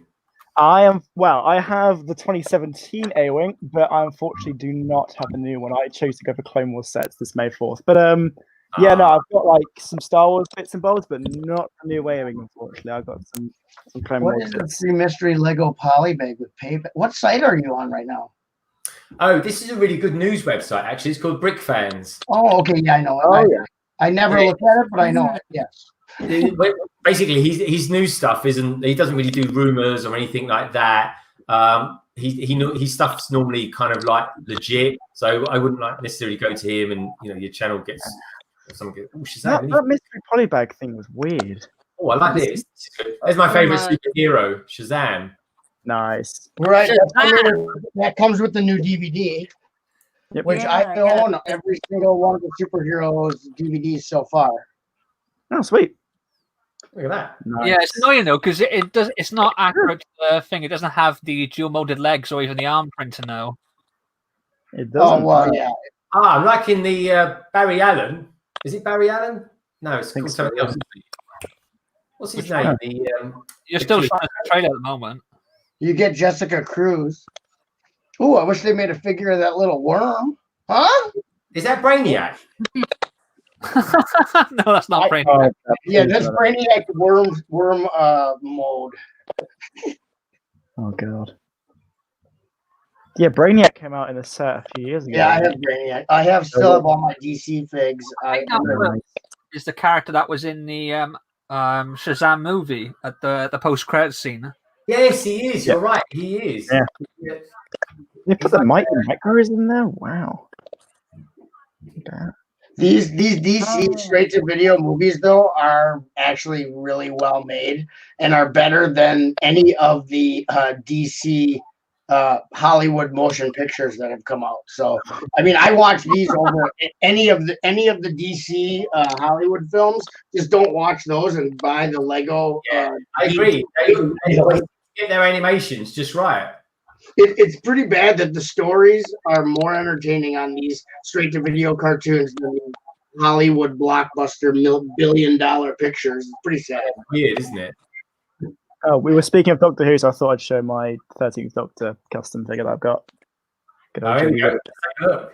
So that's the Jodie Whittaker Doctor Who. So she came with a TARDIS key, which is to the left, and from minifigures.com, who did some pretty cool customs. So the only custom figure I own, but Yeah. it's really cool. I haven't watched any of it. Well, actually, at all. I watched the New Year's special of her stuff. I don't know. I've just not been interested in it since Capaldi left. No. It's not like I'm not sort of taking any big stance. I haven't got a TV aerial because I basically stream everything, and I've just not been had the motivation to get around to watching new stuff. I see. No worries, mate. I see, he says. I was Capaldi left when he did. I wanted him to stay on for at least another series because I felt like with Capaldi, his first series was kind of like tempered with, it was like up and down writing. He was great, but the writing was quite hit and miss. Then the second series, he kind of hit his stride. Then they had a gap year. That kind of killed the memento.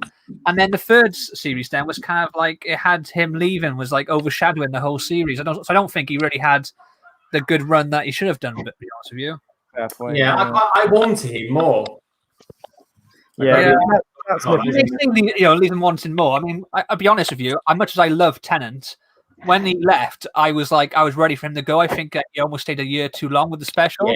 But you know what? When he came back for that anniversary special, I remember just how much I loved him as Doctor Who. Yeah. I said what they should do really is when they say for whatever reason BBC can't afford or won't do a series of Doctor Who every year. Now and again, they should have a gap year and they should do like 4 specials. But rather than do with the current Doctor, they should bring back Matt Smith or David Tennant, or if they could, Christopher Eccleston or even Paul McGann, and do like a special set during their time. So it's like a one-off extra story that we'd never got to see before, Back when they did the original show, there was one special with like original 5 Doctors. There's they're going to do one with Whittaker, Smith, Capaldi, Tennant, and maybe Eccleston. But he's a long shot. There's the Time Lord Victorious event, which is coming out later this year, and basically that is like Doctor Who's version of Shadows of the Empire. They're treating it like this big, massive event crossover, but without actual being a TV episode. So instead, they're having like audio books, they're having comics. There's going to be like an online game. I think there's a trading card thing coming out as well. So it's literally Shadows of the Empire, but for Doctor Who, and it's going to have the 10th Doctor, the 9th Doctor, and the 8th Doctor as well. Oh, nice. Speaking of, there's nothing wrong with doing it that way, I don't think. Yeah, I just hope they bring Eccleston back for the audio book because I know that they've had someone else do his voice. Didn't Richard E. Grant do some episodes as well? Yeah, he was like the original 9th Doctor on the audio books before they brought the series back. Can I ask you a geeky question about Doctor Who? Sure. I need to know, because I don't know, I genuinely don't know the answer to this. Mm-hmm. Where does Peter Cushing, aka Moff Tarkin, where does he sit in the? He's non-canon. It's basically his 2 films are kind of adaptations of stories from William Hartnell era, but his movies were done more for American audience. So in those ones, he's not an alien; he's actually a human who has invented the TARDIS. He's a human inventor, and his name is actually Doctor Who rather than the Doctor. Yeah, they're horrible. I mean, they're great films. I enjoyed watching them when I was a kid. The difference, but they're not in the Doctor Who canon in any way, shape, or form. Yeah, I own those both. But it's so far from canon, it's not even funny. They even referred to him. It's the only time ever that the Doctor is referred to as Doctor Who, which Doctor Who is not his name. He's just the Doctor. And in that, they're so off base that they actually refer to Peter Cushing as Doctor Who, which is ridiculous. But when someone was on a stream talking about knockoffs of Star Wars, and they brought up the movie Star Crash, which has Carolyn Monroe in it. And Carolyn Monroe is a British actress, very good looking. She was also in one of the Peter Cushing Doctor Who movies, which connects Star Wars with like a 15 degrees of Peter Cushing. He was Grand Moff Tarkin. He was Doctor Who with Carolyn Monroe, who was in a knockoff Italian Star Wars ripoff. Carolyn Monroe started that, so it's kind of funny that it all comes full circle, and so it's all canon to me, baby. Interesting. In my own head. Cafe Con, you look like you've I been hate busy to interrupt. building something. So gotta- talk us around your assembly, your build. You're that you've back.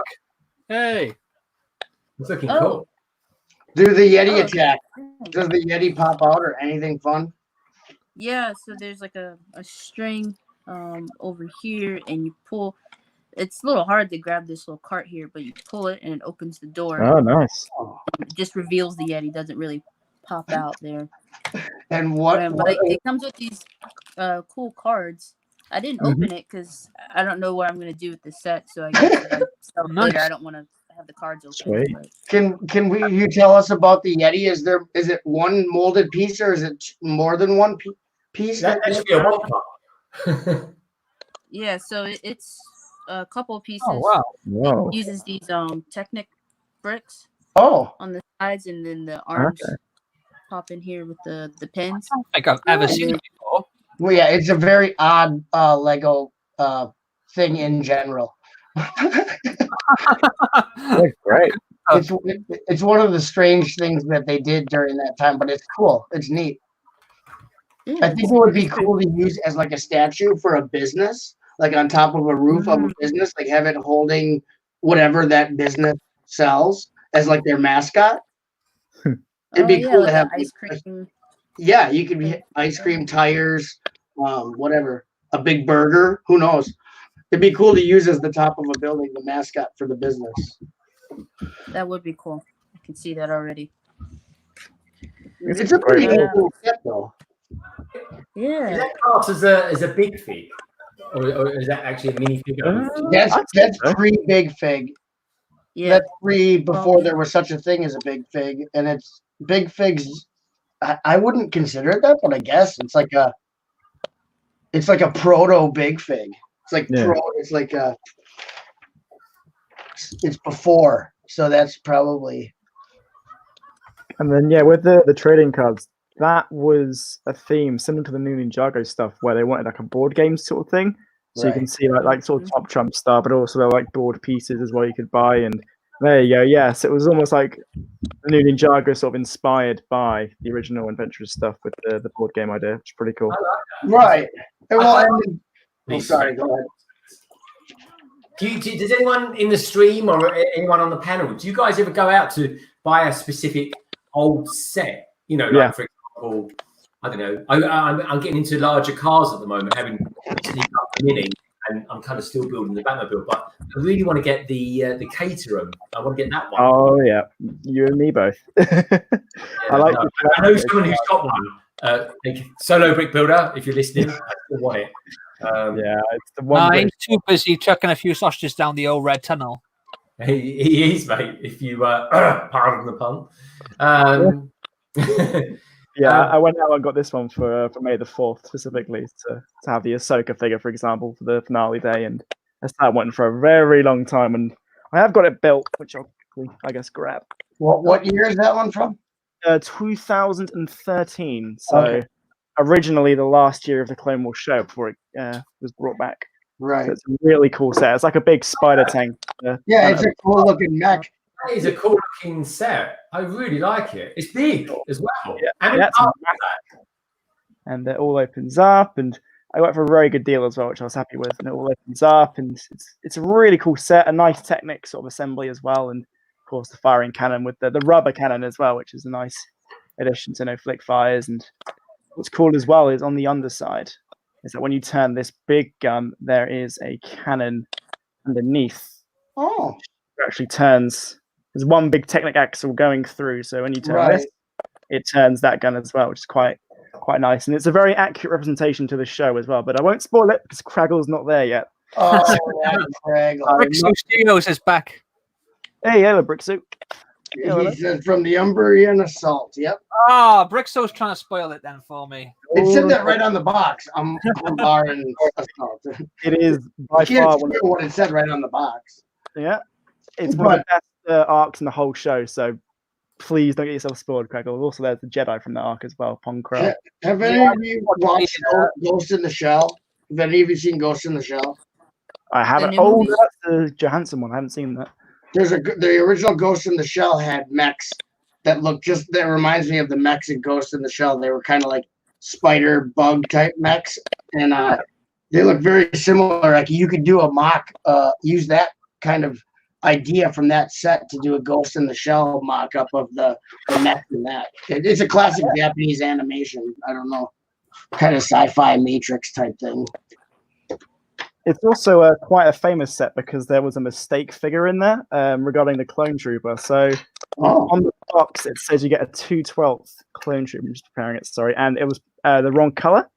So I'll just show the box. It says 2/12 up there, but then on here the figure on the right is what it should look like. The one on the set on the left is yellow, which is the 3/27th. So they actually did a complete mistake, which gave the figure sort of kind of high prestige in the community, and it's They technically look identical to me. What's the difference? so this one's yellow, this one's Yeah. orange, and the 2/12 should be orange. So the yellow clones had nothing to do with the Umbara arc, so it was a bit of a weird conclusion. Yeah, but, what is he even doing there? Get him out of there. yeah, You're out of here, yellow man. yeah, this figure's an incredible correction to what a 2/12 should be. Very happy with that. I've nearly Alright, completed guys, I this. gotta head out. So, It thanks was for having awesome me getting on to the stream with you, Cafe Con Lego. Yeah, Cafe Con. Thank you so much. Do you want to just say what's coming up in your channel in the next week or two?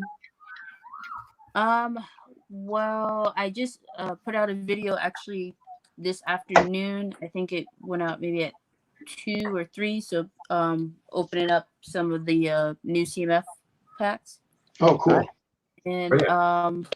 yeah, in the future, like I said, I'm trying to get into the custom minifigs, and so I've been trying to like put together some of my own, just like purist minifigs. So hoping to start doing that maybe on Fridays, minifig Friday, maybe. Nice. Well, can I be honest before you leave? One of the main reasons I wanted to come in to Greg's stream, not that I don't love Greg, but I wanted to stream with Cafe Con Lego.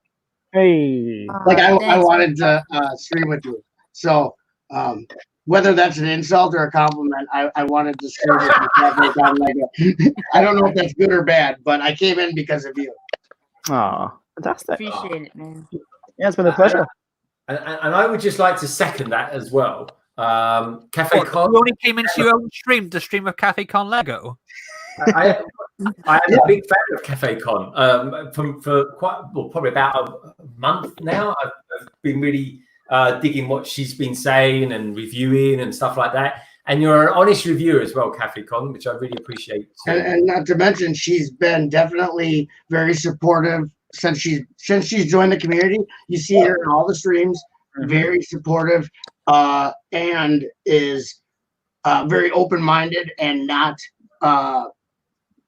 It's just she seems very genuine as opposed to some of the people that come into the community with ulterior motives and they bring negative stuff. So I just wanted to stream with her because I'm kind of secretly a fan, talking to her in the chats and stuff at all the many streams that we have, and she seems straight up, which I enjoy that. That's a rare quality to find nowadays.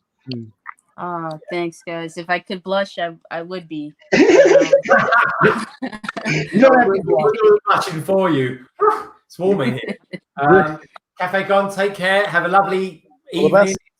It's have a lovely. Enjoy the rest of your afternoon. Thank you so much for coming.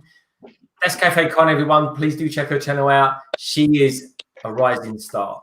Thank you, everyone. Thanks, Greg. See you guys later. Thank Take you. care. Take care. And then there was 4. I want to get my whole stream. You've been flexing that Lego house behind you there, and it's making me envious, Greg.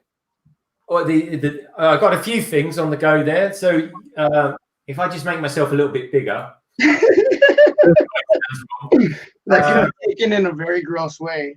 Yeah, just give me 10 minutes. Wow. I'm just gonna take this. I'm gonna take this blue pill. What did I say? I'm gonna take a blue pill. I'll be back in 10. We've got the 8080. That's pretty cool. Check that video out, folks. That's the set that almost killed me. The Boba Fett head, which, hey, come on, if I'm going to have one of those heads, it's going to be the Boba Fett head. He is the head of heads. And also check out Cut the Craggle's latest review on the TIE Fighter pilot helmet, which I think looks really good. And you know what I liked about your one? Actually, Craggle, hold that thought. We'll come back to that in a moment about your review. Architecture stuff. Yeah, the architecture house. That's pretty cool. I was really lucky. I was just in the right place. I just happened to hear an alert saying, "Oh, you can buy it now." I was like, anyway, so I bought it within 10 seconds. What was the cost on that, Greg? That was £45, which is a bargain because they sell for about 120. Right. So I bought one, and I say I bought one. I bought two, which is ridiculous. One I'm going to build, and one I'm going to save. I'm just not. That'll be one that I'll sell one day and buy. Was that the one that was going to be available in the Americas too? I know there was three of them, and two of them were only going to be in England, right? Yeah, one that they can sell. But now, sad, none of them are going to be available. Cut the Craggle and I had this chat right at the top of the stream, and we both absolutely agree that if you can't sell them all around the world, they should never have thought about selling them. It absolutely 100%. It's not fair. It's absolutely not fair. And the only reason I bought them is because they're not meant to be for sale. You're meant to go to Denmark. It's part of the charm of going to the England house, and that's kind of lost a bit now because Lego, I have to say, have slightly sold out a little bit there by doing that. I'm sure it has to do with the Lego house not being open because of the quarantine. But so you did. I'm sorry, I didn't hear. Did you say none of them are going to be available to U.S. customers? None of them are available. One and certain parts of Europe are going to have available. The architecture set, the Lego house one, the one that one's going to be available. Right. There was a chance that was going to happen, but apparently they have now come out and said that's not going to be the case. As far as I'm aware, they've announced recently that's not going to be sold there. Really? So it will just be EU. As far as I think, if you go on the Brick Fan website, he did a report recently. I think he updated it saying none of them will be available sadly in the US. And I think it's a bit of a weird case because they've just had this whole thing about regional exclusives in the Asian market and worldwide, and they've just gone right back into it, releasing these. Right. They said they're not going to do regionals. It'll be either available to everyone or no one. So exactly, that changed pretty quick. It's a bit different to regionals. I mean, these are specific to an actual place as opposed to like a regional country. And I just feel like, I mean, I get the architecture set, as a building, people want to get that. But in terms of like the dinosaurs and the Tree of Creativity, I feel like they should only be available at Lego House. I mean, I understand a lot of people have had their trips cancelled, and I had the idea of that Lego could have sent out a one-use code to people who've had their trips cancelled and said, "I'm really sorry, obviously you can't make it, but you can order the set if you want to, and hopefully we'll see you again soon. Once this the situation changes." Yeah, but it just ruins the charm of it. It just takes away from it. I think there's two factors to it that I think are quite important as well. One is the fact that, as far as I'm aware, the tree set was supposed to retire by the end of summer this year. So I think that's reasons why that set might have been released, because it gave people a chance to get it for those who had planned. I agree, the code thing should have been a thing because it was for those who couldn't make it. But also Legoland's released their exclusives, and I think that was because people couldn't go to the parks. Therefore, Legoland are different because they're done differently, aren't they? Like Legoland, it isn't so. Even though the owners of Lego now have bought, or they've been part of a conglomerate that have bought Merlin Entertainment. They bought Merlin, but they're still not. I don't think haven't done the transition where they're actually running things. Oh, okay. Yeah, so Lego are a bit different to like the Lego house next year. Right. They would have been a lot cheaper this year to buy, that's for sure. But I think that's why they came out with them, because it's otherwise they're sitting there, in my opinion. I think that I can understand, but I do think that it's, if there is a limited stock thing, I think it should have. I guarantee you the vast majority of the ones that have sold or will sell will be bought by resellers and scalpers. Oh, yeah. Right. There was a Even limit. if they do like a limit of 2 per person. I mean, it's very easy to set up a different account with different email, and these people, they have multiple cards. I mean, you can have a debit card, a credit card, and you can have like a same. It's very easy to get round, really. Where there's a will, there's a way. If there's profit to be had, these guys will find it out. They're literally scalpers. They're preying on Lego fans who don't have the access to the exclusive stuff, and that's been going on for quite a while. That's nothing new. Yeah, and this is actually encouraging that, I think. Like, I got mine, but mine won't be shipped the 8th of June. It's that far back, the back orders. But the Lego House ones are 2 house sets. I don't think have sold out yet, which is quite interesting. But I guess a similar thing happened with the Lego Movie Brickheads, the Benny, the Sweet Mayhem. Oh, yeah. They were all American exclusives. And Vader bust as well, or was it the Sith Trooper bust? Were all American. Andy Brooks also made a point. He says, "Are they going to stop doing the San Diego Comic-Con exclusives now?"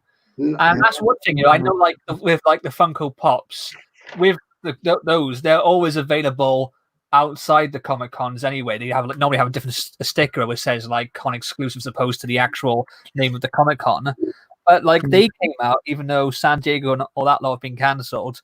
With the Lego minifigures, are they going to make those readily available, or are they? The only thing I could see happen is the raffle system on the VIP. Like, because the San Diego Comic Cons, they're not even readily available to people who live in the U.S. unless you literally go attend the con and win the raffle. So it's not even a guarantee, even if you attend, that you're going to get one. Therefore, it's like people are like, well, it's not fair that the Americans get that San Diego. I'm like, even as an American, you have very little chance of getting it. You literally have the same amount of chance as anyone in the rest of the world. You buy it on the secondary market for an exorbitant cost. That's how you get it as an American or anyone else. You got a whole the idea. I think Rogue One is absolutely right. If they're going to do anything, if they had San Diego Comic-Con figures for this year that they were going to do, they would do the raffle. As soon as you said that, I was like, I think the raffle is a contentious subject. But I just want to say one thing. Balopopy is off, everybody. Balopopy, thanks for coming by. Thanks for giving me a tongue-twisting name to come out with tonight. I think I'm saying it right, Balopopy. But, of course, I'm not 100% certain. So please do put me right one day if we ever get what's up? MJ Bricks is here, and Matt Elder is here. The lovely, talented Matt Elder is here. Or as we like to call him, Buttchop, Matt the Elder. Matt is super elder. Haven't you? What did you call him last time? Jabba the Elder or something? Well, it was a fitting name. You use what did I call you, Cut the Craggle? Oh, I don't know. Something rude, probably. Something rude, demeaning, insulting. I don't know. Oh, well, that's the best way to start a relationship. Yeah, it can only get better. It can only get better from there. You start off insulting them. Jabba, I called him Jabba the Elder. That was it was like the main dude. It was the main dude. Just fix all that power, Matt. Cut the Craggle. Brixo Studio says you called me Brixo Fett. I did indeed. The most feared bounty hunter in all of England. Bama Bricks says at the SDCC, which is San Diego Comic Con, there are people that go there just to win raffles and then turn around and sell all they win to fund their trip. Right, and there's no way of winning the raffle isn't like something you can do. Like you can't guarantee it. So it really it's a crapshoot. Because when I went to Star Wars Celebration Orlando, there was a raffle to go to the Lego store and also one for the Funko. And both me and my missus entered obviously on it because you had to win the raffle to even be able to go to the store to purchase anything. That's ridiculous. I won both of them. She didn't, so I was able to go to the Lego store they had there and get the exclusive Lego set. And I also would collect Funko Pops, so I was able to go to the Funko one. But so many people, when we were in the queue, because the Funko one had a queue line that was sort of like out in the open, people were coming up to us in the queue and going, "Oh, if I give you the money, can you buy this for me?" But what they did is they put a limit on how many you could buy, so you could buy them for other people. Because what was happening is that by the end of the first day, people were buying free of like everything, so that you when you win the raffle, you had an entry on a specific day, and they were going to run out of stock by the Sunday, or by Saturday. So what they had to do is say, okay, you can only have one of each item per person then. But yeah, I had people come to me and say, "Oh, will you buy this for me? I'll give you the money." And I was like, "No." No, because no. That's no. And that's the thing is, wave my hand and says, "You want to go home and rethink your life." Well, anyway, I've got something from Bricklink, so I'm going to be opening this bad boy up. Yeah. And if it's all packed nicely and stuff like that, I always give the Bricklink seller a bit of a shout out because they're having a bit of a hard time at the moment. I think some are having a hard time. I think Lego's actually, I think Bricklink's doing quite well at the moment, from what I understand anyway. So, I think Bricklink's doing pretty good, actually. Like I said, my friend Pop's Block Shop, he had a record sales month last month, so I'm very happy for him because he's. What's that? What do you got? Okay, we haven't got no cards. Well, we've got ourselves some Lego pieces. In fact, I'll move this out of the way so you can see them a little bit easier. Yeah, let's see. So this is what I bought for a prototype, and this prototype is the prototype to my new channel logo.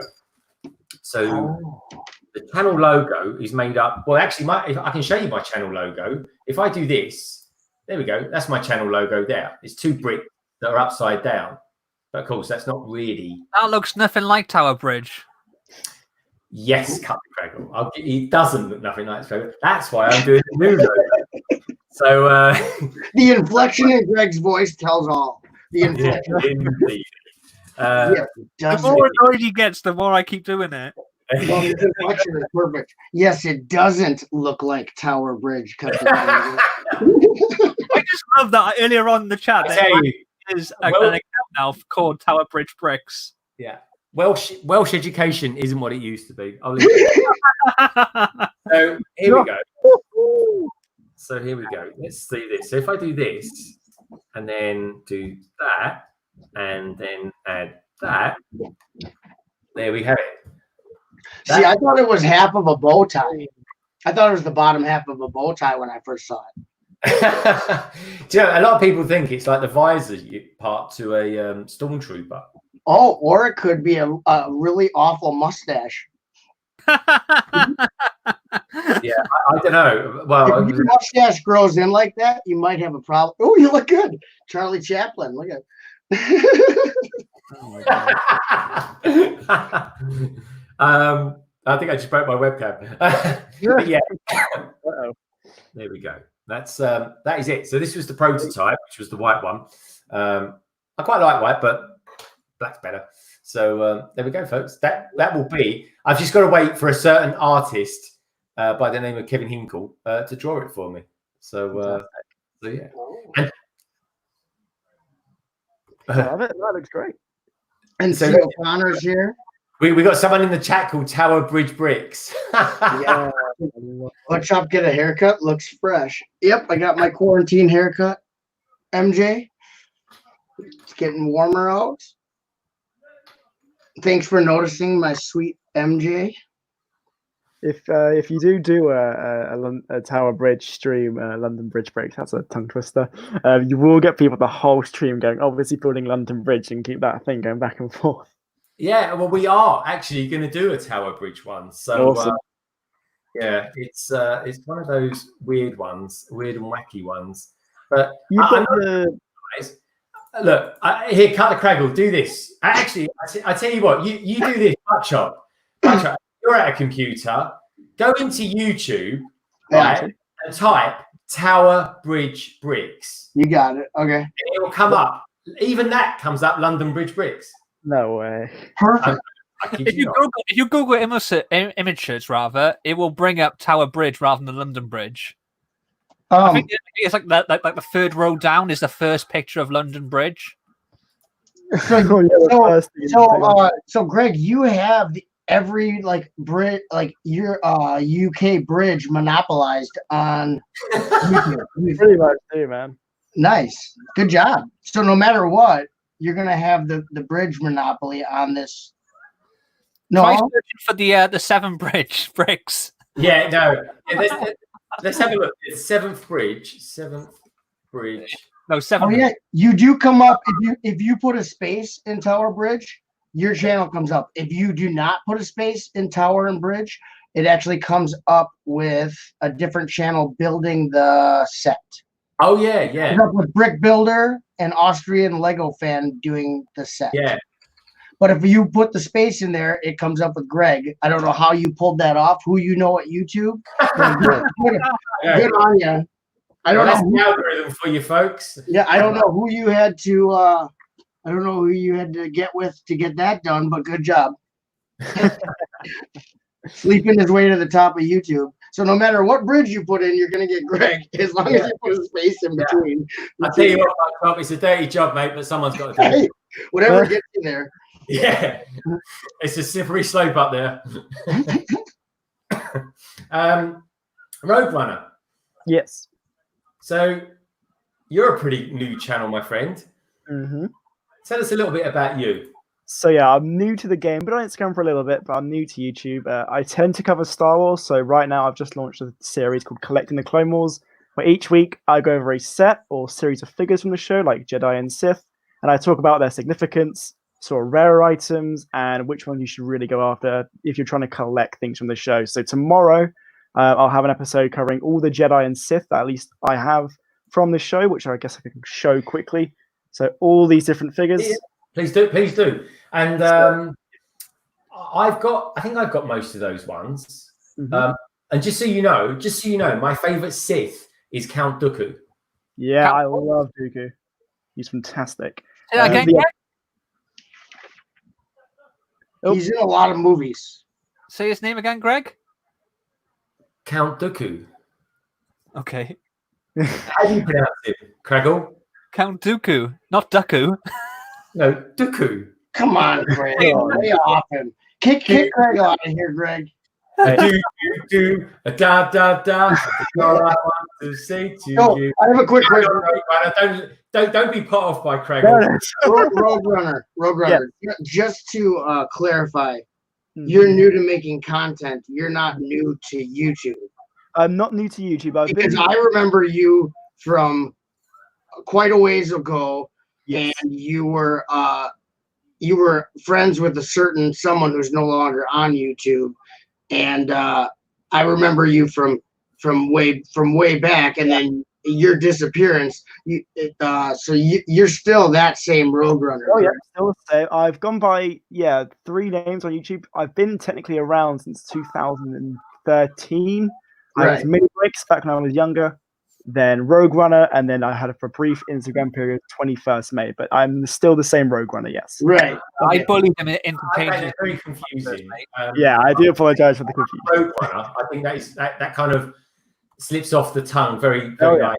I love That's probably the best. He called himself 21st Mates, and yet he wasn't 21st, and he wasn't like he said. Oh man. But you like. Yep.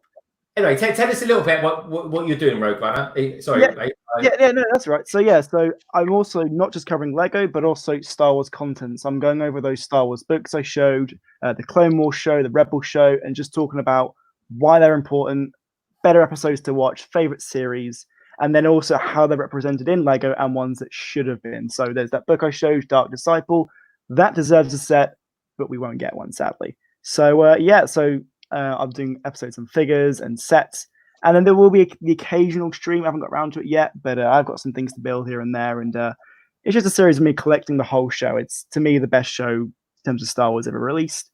And Speaking of Star Wars shows, there's breaking news. Just sorry to interrupt. Apparently, Tamara Morrison has been cast as Boba Fett for The Mandalorian Season 2. Ooh. No way. That's nice. Us on the Hollywood Reporter, they're saying that Tamara Morrison, who played Jango Fett and obviously we talked about before that they redubbed Boba Fett's lines for the DVD releases of the original trilogy with him. He's coming back to play Boba Fett in The Mandalorian too. Well, I think we need to take a little look at that, folks. Yeah. So here we go. The Mandalorian is a masterpiece. In my Well, they opinion. teased Boba's sort of appearance at the end. The episode was called The Gunslinger. You see like boots. So I thought that he was going to come back or come into season 2, but having Tamara Morrison would be fantastic. Is he me? Does he look like Captain Rex? Well, A little bit, yeah. Hey, they're technically off the same clone of Django. Boba is a clone after all, so it's pretty cool. Yeah, but he doesn't age, does he? He won't age like the other ones. No. Wait, the original actor was Jeremy Bullock. Yeah, and he also played an Imperial officer in Empire. Yeah. So they're taking. He's not Boba Fett anymore. Well, no, he's too old now. But he was the man in the suit. There was a different voice actor, even with Empire. But they redubbed it. But I talked about it in a previous stream. What they did annoyingly was with Tamara Morrison, when he played Django in Attack of the Clones, he got called in for what he thought was ADR for Attack of the Clones. And it was literally like in a booth, there was 2 sound technicians. He had a bunch of lines on a bit of paper without any context, any direction. And they pretty much did 1 or 2 takes and that was it. And he later found out that was him redoing the lines of Boba Fett for the original trilogy's DVD release. But he did come back and he voiced Boba in Star Wars Battlefront, one of the more recent iterations. And honestly, I thought his voice in that was really good because it was like a mixture of the voice that we know as Django, but it felt like he was also channeling a bit of the original Boba Fett voice actor. So it was kind of like a melding of the two. So I'd be really excited to have him back. Well, I think the world will be excited just to have Boba Fett back. Yeah, definitely. Yes, he deserves some content in that suit. Well, I've got to be honest. He deserves a few more lines. That's for sure. Definitely, yeah. We were supposed to get an arc, at least a couple of episodes in the Clone Wars with him and Cad Bane, but they were never made. Yeah, me and you talked about that before, didn't we, Rogue? Cad Bane is one of my favourite figs. He's so cool. He's coming. I've got him coming in the mail. So far, watching the Clone Wars cartoon, I think he's a fantastic character. And fun fact, he gave Boba Fett the dent in the helmet. That was from Cad Bane. That was right. Yeah. When Cad Bane and him apparently had like a duel. And Bob apparently killed him, but that never happened, annoyingly, in terms of the Clone Wars cartoons that were produced. But I really don't care for Django. There's obviously with the Mandalorian, the sort of the idea of the story, the sort of jumping off point, was originally going to be the Boba Fett movie that I think Josh Trank was going to direct, was got cancelled very quickly. John Favreau said that when he came onto it, he only sort of took the bare bones of the idea, and he did sort of use it as a jumping off point to develop his own story and his own, obviously, series with a new character. That but there's been lots of calls about how the fact that with that one episode of Clone Wars, they kind of discount Django and by extension Boba being a Mandalorian, which upset a lot of us original fans because he was the original Mandalorian, especially in the EU. So I've heard a lot of rumors. In the EU, he wasn't a Mandalorian. He had gotten the armor.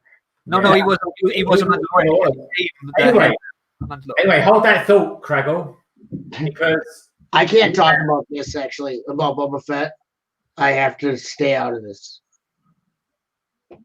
One moment, guys. Hold those thoughts, because if you thought Princess Leia killed off Jabba the Hutt, all I can say is, thank goodness we've got our own Jabba. Ladies and gentlemen, Jabba the Elder. Oh my God, what a try. Where do we start with that one? Should I jump off now? It'll be easier. I'll be your salacious crumb. Okay? That's awesome. I'll be your monkey lizard. If I ever do a Star Wars themed one, dude, and you're in it, you're going to be Salacious Crumb is the best Star Wars character ever. He needs his own movie. I tell you what, I got to say though, those I think they're called space monkeys, aren't they? Yeah, they're lizard monkeys, and I think that they should definitely do a Salacious Crumb standalone film. That would be better than anything Disney's done so far. Give Salacious his own movie. Did you ever see how they ended up on The Mandalorian? I didn't watch The Mandalorian. Okay, I'm gonna have to show you something because they had that stupid Baby Yoda thing on there. I couldn't watch it. I saw a couple episodes. And then after my nausea went away, I didn't watch anymore. I got shut off now, but it's been fun hanging with you all. Have a great rest of the evening and a great rest of the stream. Craigle, thank you so much. Do you want to say what's coming up on your channel or what's come up this week and next week? Videos. It was nice talking to you, Craigle, actually. Yeah. It was nice talking to you about Star Wars, Craigle, even though I don't normally talk about Star Wars. Yeah, it was good hanging out with all of you. Nice one. We'll be winding down the stream in about 10 minutes anyway, folks. Craigle, thanks for coming in, mate. As always, it's been a real pleasure. And see you soon, my friend. All the best, Craigle. See you around, man. Everyone. So I've got to show this while we were talking about Salacious Crumb. Buckchop's not having seen The Mandalorian. I just want to show him an image of what happened to them in The Mandalorian. So let me just. If you tell me that he's in The Mandalorian, I'll watch it. He is. I'm going to show you how he is in The Mandalorian, though. So here we go. This is him in The Mandalorian. Like I say, mate, it doesn't bode well for him. Oh no! See, never mind. Because if that's the actual that's not him. It's just one of his species, right? No, I think that was probably his stand-in stuntman. Okay, because I was gonna say if that's the real Salacious Crumb, then they just ruined Star Wars for me. We don't know. No, he's not. That's one of the only characters I still like from Star Wars. He died in the Star Wars, didn't he? Yeah, he blew up. Salacious Crumb and the medical droid 21B are the true Star Wars heroes. Because without 21B, Luke would have died twice. That's right. 21B is the true hero of Star Wars. The medical droid. Yeah, we'll give Disney time, and I'm sure they can screw it up. This is true. Give them time. So anyway, Matt Elder, aka Family Bricks, aka Jabba the Elder. You got to admit, Matt, there is a bit of a ring to that name. What have you been up to this week? Because I hear that you have interviewed a very good friend of mine and Buckchops. Oh yes.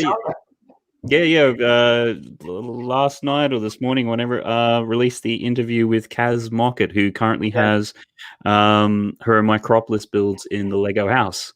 So did like a extended interview with that, and once you sort of have a bit of a chat with her, you realize that she actually builds a hell of a lot of things really well. Oh right, she's an amazing. I must quickly say that your interviews are fantastic. I just watched that and the one with the guy who runs the London AFL group. They're really good to listen to. Try and point that out. Yes, I enjoyed that one. Actually, I'll tell you what. Rogue Runner, are you actually a million miles from London? Because I'm really not that far. No. I won't reveal my official location, as it is a secret in a cave. But I am within about an hour's length, an arm's reach of London. Yeah, so I'm not too far. Because the strange thing with this hub, this super hub of Lego AFOLs, is that Matt and I and Kaz all belong to the same London AFOL group. Really? So, it would be really cool, mate, if you ever wanted to come down or come up or come across to London, wherever you may be. I honestly must say that, after watching the interview and looking into it, I am looking forward to hopefully attending one of those meetings one day. So. Yeah, it would be really good. It would be really good, mate. And all I say, I can give him or anyone, and Matt would say exactly the same thing. Just do yourself a favour. If you want to go to one, book up early. Because if you can join a log, you should. Yeah. Even I've learned loads there. They look really fun and really cool.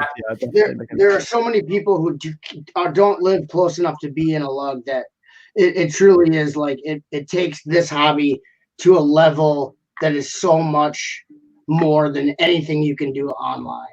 So if you can be in a lug, if you have that opportunity and you're blessed with that opportunity, take it. Don't ever shake a stick at it, because you get it's a very positive thing. Oh yeah.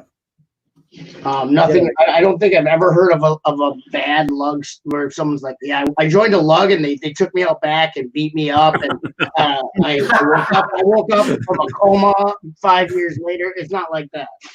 It's not that kind of lug. It sounds like you keep an ear out for that. Like you want to find that one. Yeah, I'm looking for the Fight Club, the A-Fall Fight Club. Yeah, First rule of A-Fall Fight Club: we don't talk about A-Fall Fight Club. Second rule of A-Fall That's the one rule about A-Fall Fight Club is you never say or talk about A-Fall Fight Club. Right. That's it. So Matt, how are you anyway? You're looking rather chipper, actually. Yeah, I don't know why. I think it's that sort of thing where you just it just feels like it's been a really busy week and everything like that. And when you just get to that point where you're overtired and you're kind of just bouncing off the wall, I think I might be somewhere there. You're looking very well anyway. We're looking forward to you tomorrow in the big definitely stream. I know we're going to have coconut bricks in for a couple of hours, and then he's off, and then you're coming in for the last hour on my stream, and then we're all bundling over to Brick Hive stream. Right. So can I, I'm gonna sound like an idiot, but can you tell me what is going on with this A-Wing stream? It's gonna be multiple channels. Yeah. So what's going to happen is it's only a couple of channels, and what we're going to do is there's just a couple of things. It's one of those things, Buttshot, where the planets have aligned themselves. So Brandon, aka Brick Hive, and my good self. Both our channels are exactly a year old, pretty much within the space of 3 days difference.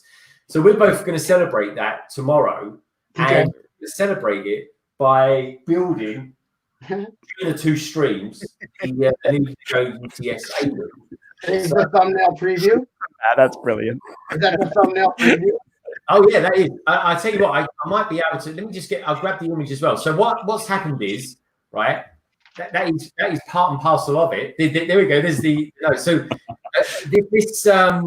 this stream, it kicks off here in the UK at 3 p.m. or 10 p.m. EST time for you American lovely people out there, and I'm not sure what it would be in Europe. I suppose that will be 4 p.m. So anyway, we're kicking off the first stream, episode 1, which is my one. We're going to be kicking off at 3 p.m. That then goes to about 6 o'clock.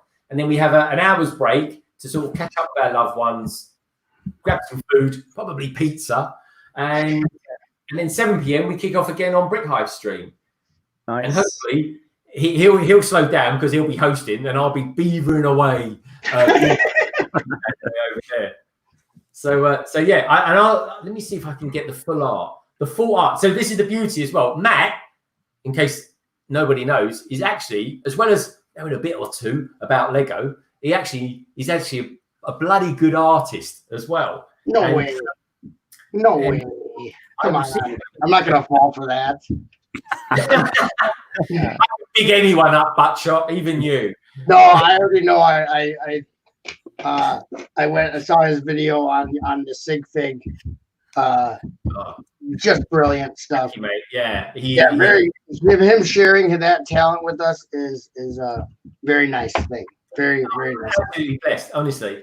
And the thing is, we will in the future, folks. Me and Matt, or Matt and I should say, to say the English properly, we will be doing some collaborative work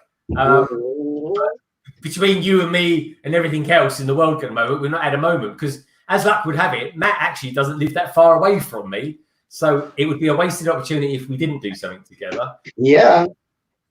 So I'm very much looking forward to doing something.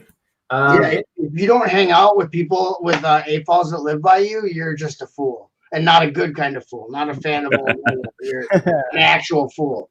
Like all the A-Falls that live anywhere near me, I've all met in real life, hung out with, and it's 10 times better than live streaming.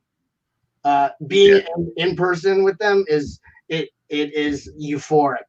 Like literally some of the best moments in my AFOL life were being in person with other AFOLs and just the fun. It's like even though you've never met them in person, it is like meeting up with old friends or family that you've known your whole life. Like it doesn't feel weird or anything. It's like, whoa, you're just like fine. It's like we've known each other for so long, and now we actually, it's just a great feeling. Yeah. Yeah, and it is. It's Matchop is 100% spot on. It really is, folks. So here's the thing. So I asked Matt only about 10 days ago, I think it was, Matt. I said, Matt, we'd love to have you on the stream, but there's a massive caveat because you're so good at art and he's so quick at knocking out the pictures. And believe me, there's a lot of effort goes into this artwork. I said, here we go. This is the idea. We're going to do the A-wing. And thank God we actually managed to get it. And believe me, folks, there's a whole story behind buying that A-wing, which wasn't helped much by Roadrunner, by the way. Was it sold out? So what happened was I said to Matt, let's have an A-wing on there, but let's do it in the style of the Lego Classic Space logo. Nice. And this, ladies and gentlemen, is what he came up with. Here we go. Look at that. Oh my gosh, incredible, man. How cool is that? Beautiful. So yeah, so Brick Hive and I have ruined it a bit because we put our logos in it as well. But, it looks pretty good. It's the ratio thing is always. What do you mean you put your logo? You have your logos on the thumbnail? You mean? Yeah, they're just but they're only to the left of it. You see the whole picture still. So right.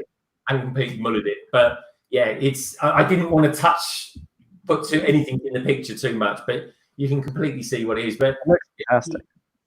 It does. It does look absolutely spot on. Very nice. Yeah. And yeah, I think actually 3 hours and 40 minutes, that's probably a nice place to park. Just for tonight, folks. Just for tonight, because we're going to be up and running again at 3 p.m. So anyway, I tell you what, let's run round, everyone. Roadrunner, you've kind of just said what's happening on your channel soon. How about you, Butchop? You got anything you're working on at the moment? Any mocks on the go or anything like that? Yeah, if you're looking for steady content, mine's not the channel. But I am planning on doing some more Mills tutorials on different abstract ideas on using the Lego rolled base plates with mills and not having to deface them by cutting them with knives. So I'm working out different ways to work around ruining your base plates for your layout and stuff like that.